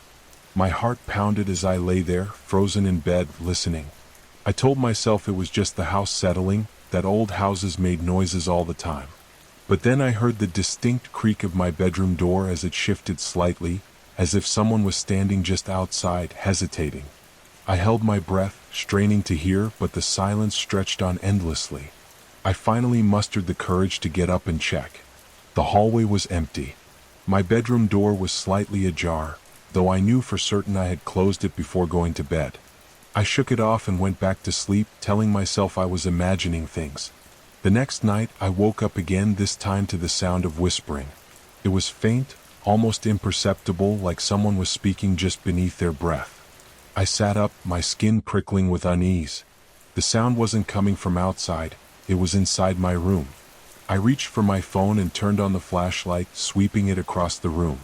The light revealed nothing out of the ordinary, just the familiar shape of my furniture casting long, distorted shadows. The whispering stopped the moment I turned on the light. I didn't sleep after that. As the days passed, the occurrences became more frequent. Doors that I knew I had locked were found wide open. Objects moved from one place to another when I wasn't looking. The whispering returned, sometimes closer, sometimes further away, but always just quiet enough that I couldn't make out the words. I started to feel like I wasn't alone, even in broad daylight. I would catch glimpses of movement in the corner of my eye, but every time I turned to look, there was nothing there. One night, I decided to set up my phone to record while I slept. I needed to prove to myself that nothing was happening, that my mind was just playing tricks on me. I placed the phone on my nightstand, started the recording, and went to bed. The next morning, I hesitated before playing the video. My gut twisted with unease, but I had to know. The footage started normally, just me sleeping peacefully. Hours passed with nothing but the occasional shifting of my blankets. Then, around 3:14 a.m., the air in the room seemed to ripple like a distortion in the video. A shadow moved across the frame, slow and deliberate. It wasn't me. I was still fast asleep. The shadow grew darker, more defined, until it took the shape of a tall, thin figure standing at the foot of my bed. My breath caught in my throat as I watched it remain there, unmoving, just staring at me. Then, suddenly, my sleeping self twitched. I stirred as if sensing something, but I didn't wake up. The figure leaned in, its face just inches from mine. The screen went black. The recording had ended. I deleted the video immediately. I didn't want to see it again. But the knowledge of what I had captured stayed with me. That night I didn't sleep at all. I sat up in bed, gripping a flashlight, waiting for something to happen. The air felt heavier, like the house itself was pressing down on me. Then, at exactly 3:14 a.m., the whispering returned. This time it was right next to my ear. I jumped out of bed, flicking on the light, but the room was empty. My breathing was ragged, my hands shaking. I couldn't stay here. I had to leave. I grabbed my phone and keys, ready to run, but as I reached for the door, it slammed shut on its own. I yanked at the handle, but it wouldn't budge. It was as if something on the other side was holding it closed. Then the whispering turned into laughter. Low, guttural laughter that sent ice through my veins. The lights flickered violently, casting erratic shadows on the walls. I backed away from the door, my mind racing. The laughter stopped abruptly, replaced by silence so thick it felt suffocating. Then, from the corner of the room, I heard the floorboards creak. I turned slowly, dreading what I would see. There, in the shadows, stood the figure from the video. Its form was hazy, shifting as if it weren't entirely solid. But its eyes, deep, hollow voids, locked onto mine. It didn't move. It just stood there watching. I don't remember how long I stood frozen, unable to breathe, unable to think. Then, in a blink, the figure lunged forward. I screamed, throwing myself against the door, and this time it gave way. I stumbled into the hallway, gasping, and ran. I didn't stop until I was outside, the cold night air burning my lungs. I turned back only once. The house was silent, dark, and still. But in the upstairs window, just barely visible in the moonlight, I saw it watching me. I haven't gone back. My belongings are still inside, but I don't care. I can't explain what happened in that house. I don't know what it wanted, but I know it's still there waiting. And worst of all, I know it's not done with me yet. The house had always been there, at the edge of the woods, just beyond the reach of the street lights. I'd passed it 100 times, maybe more, on my way home from work, but I'd never really seen it. Not until that night. It was an old Victorian, its once grand facade now crumbling under the weight of neglect and time. The paint was peeling, the windows were dark, and the porch sagged like the spine of a tired old beast. I don't know why I stopped that night. Maybe it was the way the moonlight caught the broken glass in the upstairs window, glinting like a winking eye. Or maybe it was the sound, a faint, almost imperceptible hum that seemed to vibrate in my chest as I walked by. Whatever it was, I found myself standing at the gate, my fingers curling around the rusted iron, staring up at the house like it had called my name. The gate creaked open with a groan that made my skin crawl, but I stepped through anyway. The air was different here, thicker, as if the house had its own atmosphere. The grass beneath my feet was overgrown, each step crunching faintly against the dry blades. I told myself I was just curious, that I'd take a quick look and leave. But the closer I got to the porch, the harder it was to turn back. The front door was slightly ajar, the darkness beyond it yawning wide like a mouth waiting to swallow me whole. I hesitated, my hand hovering over the doorknob, my breath coming in shallow bursts. Something inside me screamed to run, to leave this place and never look back. But another part of me, a deeper, darker part, whispered that I needed to see what was inside. The door swung open with a soft creak, and I stepped into the foyer. The air was cold, colder than it should have been, and it smelled of damp wood and something else, something metallic like blood. My footsteps echoed on the hardwood floor, the sound too loud in the oppressive silence. The walls were lined with faded wallpaper, its pattern obscured by years of dust and decay. To my left, a staircase spiraled up into the shadows, its banister splintered and broken. To my right, a hallway stretched into darkness, the doors along it closed tight. I felt like I was being watched, though I couldn't see anyone. The sensation was so strong that I spun around, half expecting to find someone, or something, standing behind me. But there was nothing. Just the empty foyer and the faint hum that seemed to grow louder the deeper I went. I moved toward the staircase, my hand brushing against the wall for balance. The wood was rough beneath my fingers, the texture wrong somehow, as if it were alive. I shook the thought away and started up the stairs, each step groaning under my weight. The second floor was even darker than the first, the only light coming from the broken window at the end of the hall. The hum was louder here, almost a vibration in my skull, and I realized it wasn't a sound at all. It was a feeling, a presence, something that didn't belong in this world.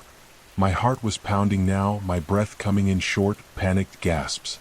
I wanted to leave, but my legs kept moving, carrying me toward the last door at the end of the hall. The door was different from the others. It was newer, the wood still smooth and unblemished, the brass handle gleaming in the dim light. I reached for it, my hand trembling, and turned the knob. The door opened silently, revealing a room that shouldn't have existed.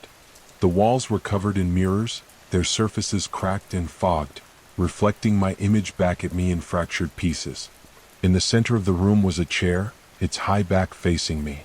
And on the floor, drawn in what looked like chalk, was a circle filled with symbols I didn't recognize. The hum was deafening now, a roar in my ears that made it hard to think. I took a step into the room, my reflection warping and twisting in the mirrors, and that's when I saw it. The chair was moving. Slowly, almost imperceptibly, it was turning toward me. I froze, my blood turning to ice in my veins. The hum grew louder, more insistent, and I realized it wasn't coming from the room. It was coming from me. My reflection in the mirrors was wrong. My face was pale, my eyes wide with terror, but there was something else there too. Something behind me just out of sight. I spun around, but there was nothing there. When I turned back to the mirrors, the chair was facing me, and it wasn't empty anymore. The figure sitting in it was indistinct, a shadowy outline that seemed to shift and change as I stared at it. Its head was tilted to the side, as if it were studying me, and I felt a wave of nausea roll over me. The symbols on the floor began to glow, a faint, sickly light that pulsed in time with the hum. I tried to back away, but my feet were rooted to the spot. The figure leaned forward, its form solidifying, and I realized with a jolt of horror that it wasn't a stranger. It was me. Or at least it looked like me. But its eyes were wrong, black and empty, like voids that sucked in the light. It smiled, a slow, cruel smile that made my stomach churn, and then it spoke. "You shouldn't have come here," it said, its voice a perfect mimicry of my own. The words sent a shiver down my spine, and I finally found the strength to move. I turned and ran, my feet slamming against the floor as I bolted down the hall. The hum was a roar now, a cacophony that threatened to split my skull. I didn't look back, didn't dare to. I just ran down the stairs, through the foyer, and out the door. The cold night air hit me like a slap, but I didn't stop. I ran until my lungs burned and my legs gave out, collapsing on the sidewalk a block away from the house. I lay there for what felt like hours, my heart pounding, my breath coming in ragged gasps. When I finally looked up, the house was gone. In its place was an empty lot, overgrown with weeds and littered with debris. I stared at it, my mind reeling, trying to make sense of what had just happened. But deep down, I knew. The house was still there. I could feel it like a weight pressing down on my chest. And I knew it wasn't done with me. Not yet. The days that followed were a blur. I tried to convince myself it had been a nightmare, some twisted figment of my imagination brought on by stress or exhaustion. But the memory of that house, its oppressive silence, the hum that wasn't a sound, the thing in the chair, refused to fade. It clung to me like a second skin, a constant reminder that something had shifted in my world, something I couldn't explain. I avoided the street where the house had been, taking long, circuitous routes home just to steer clear of it. But no matter how far I went, I couldn't shake the feeling that it was still there, waiting for me. And then one night I heard it again. I was lying in bed, staring at the ceiling when the hum started. It was faint at first, barely audible, but it grew louder with every passing second. My heart began to race, my palms slick with sweat. I told myself it was just my mind playing tricks on me, but deep down I knew better. The hum wasn't coming from outside. It was inside me, vibrating in my chest, in my skull, in the very marrow of my bones. I sat up, my breath coming in shallow gasps, and that's when I saw it. Across the room, in the corner where the shadows were deepest, something moved. It was subtle, just a flicker of darkness, but it was enough to make my blood run cold.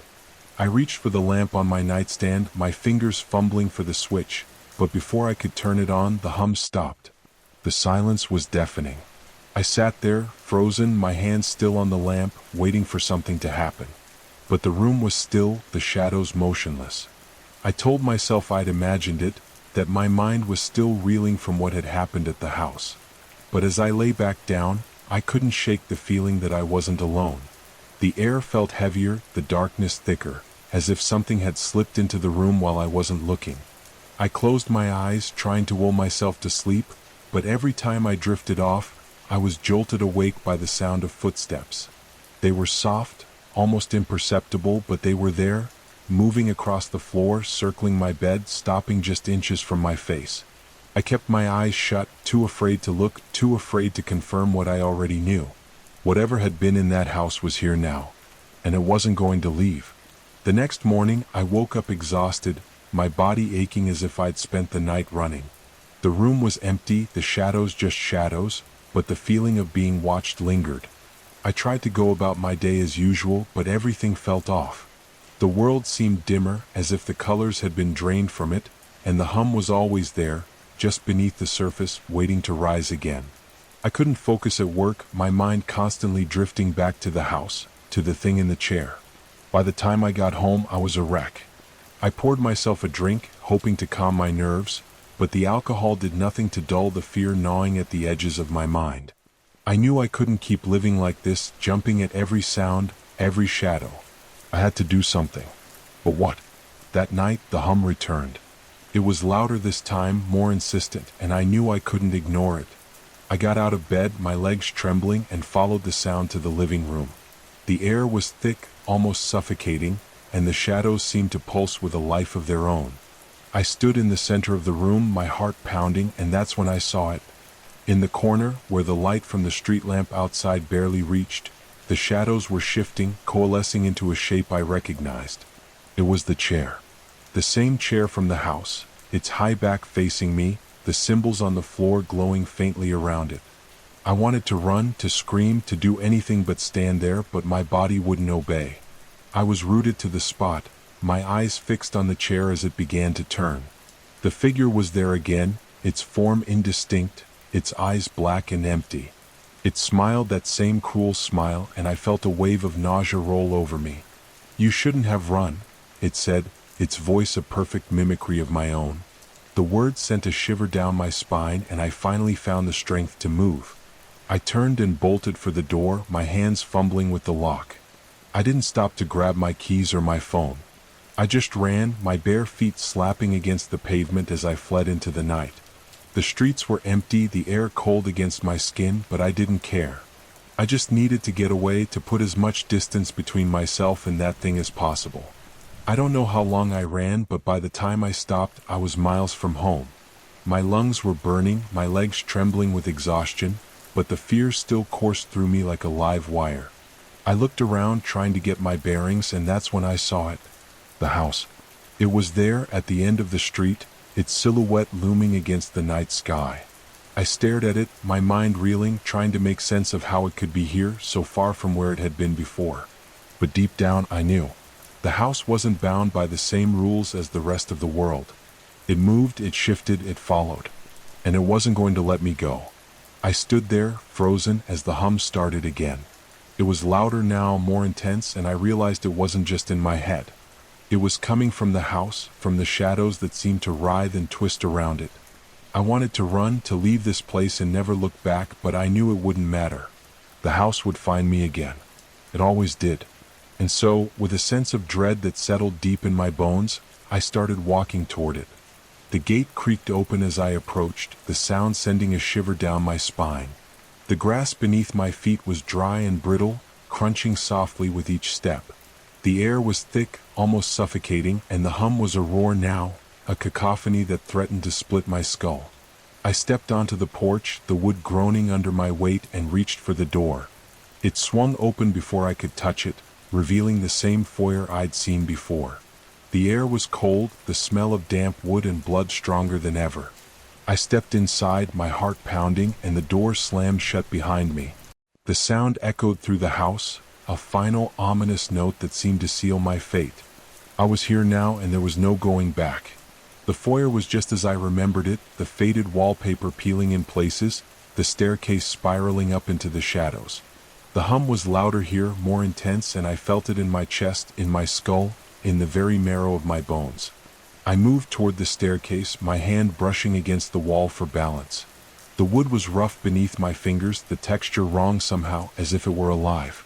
I shook the thought away and started up the stairs, each step groaning under my weight. The second floor was even darker than the first, the only light coming from the broken window at the end of the hall. The hum was deafening now, a roar in my ears that made it hard to think. I moved toward the last door at the end of the hall, my legs trembling with every step. The door was open, just as it had been before, and the room beyond it was the same. The walls were covered in mirrors, their surfaces cracked and fogged, reflecting my image back at me in fractured pieces. The chair was there, in the center of the room, its high back facing me. The symbols on the floor glowed faintly, their light pulsing in time with the hum. I stepped into the room, my reflection warping and twisting in the mirrors, and that's when I saw it. The chair was moving. Slowly, almost imperceptibly, it was turning toward me. I froze, my blood turning to ice in my veins. The hum grew louder, more insistent, and I realized it wasn't coming from the room. It was coming from me. My reflection in the mirrors was wrong. My face was pale, my eyes wide with terror, but there was something else there too. Something behind me, just out of sight. I spun around, but there was nothing there. When I turned back to the mirrors, the chair was facing me, and it wasn't empty anymore. The figure sitting in it was indistinct, a shadowy outline that seemed to shift and change as I stared at it. Its head was tilted to the side, as if it were studying me, and I felt a wave of nausea roll over me. The symbols on the floor began to glow brighter, their light casting strange, shifting patterns on the walls. The figure leaned forward, its form solidifying, and I realized with a jolt of horror that it wasn't a stranger. It was me. Or at least it looked like me. But its eyes were wrong, black and empty, like voids that sucked in the light. It smiled, a slow, cruel smile that made my stomach churn, and then it spoke. "You shouldn't have come back," it said, its voice a perfect mimicry of my own. The words sent a shiver down my spine, and I finally found the strength to move. I turned and ran, my feet slamming against the floor as I bolted down the hall. The hum was a roar now, a cacophony that threatened to split my skull. I didn't look back, didn't dare to. I just ran down the stairs, through the foyer, and out the door. The cold night air hit me like a slap, but I didn't stop. I ran until my lungs burned and my legs gave out, collapsing on the sidewalk a block away from the house. I lay there for what felt like hours, my heart pounding, my breath coming in ragged gasps. When I finally looked up, the house was gone. In its place was an empty lot, overgrown with weeds and littered with debris. I stared at it, my mind reeling, trying to make sense of what had just happened. But deep down, I knew. The house was still there. I could feel it like a weight pressing down on my chest. And I knew it wasn't done with me. Not yet.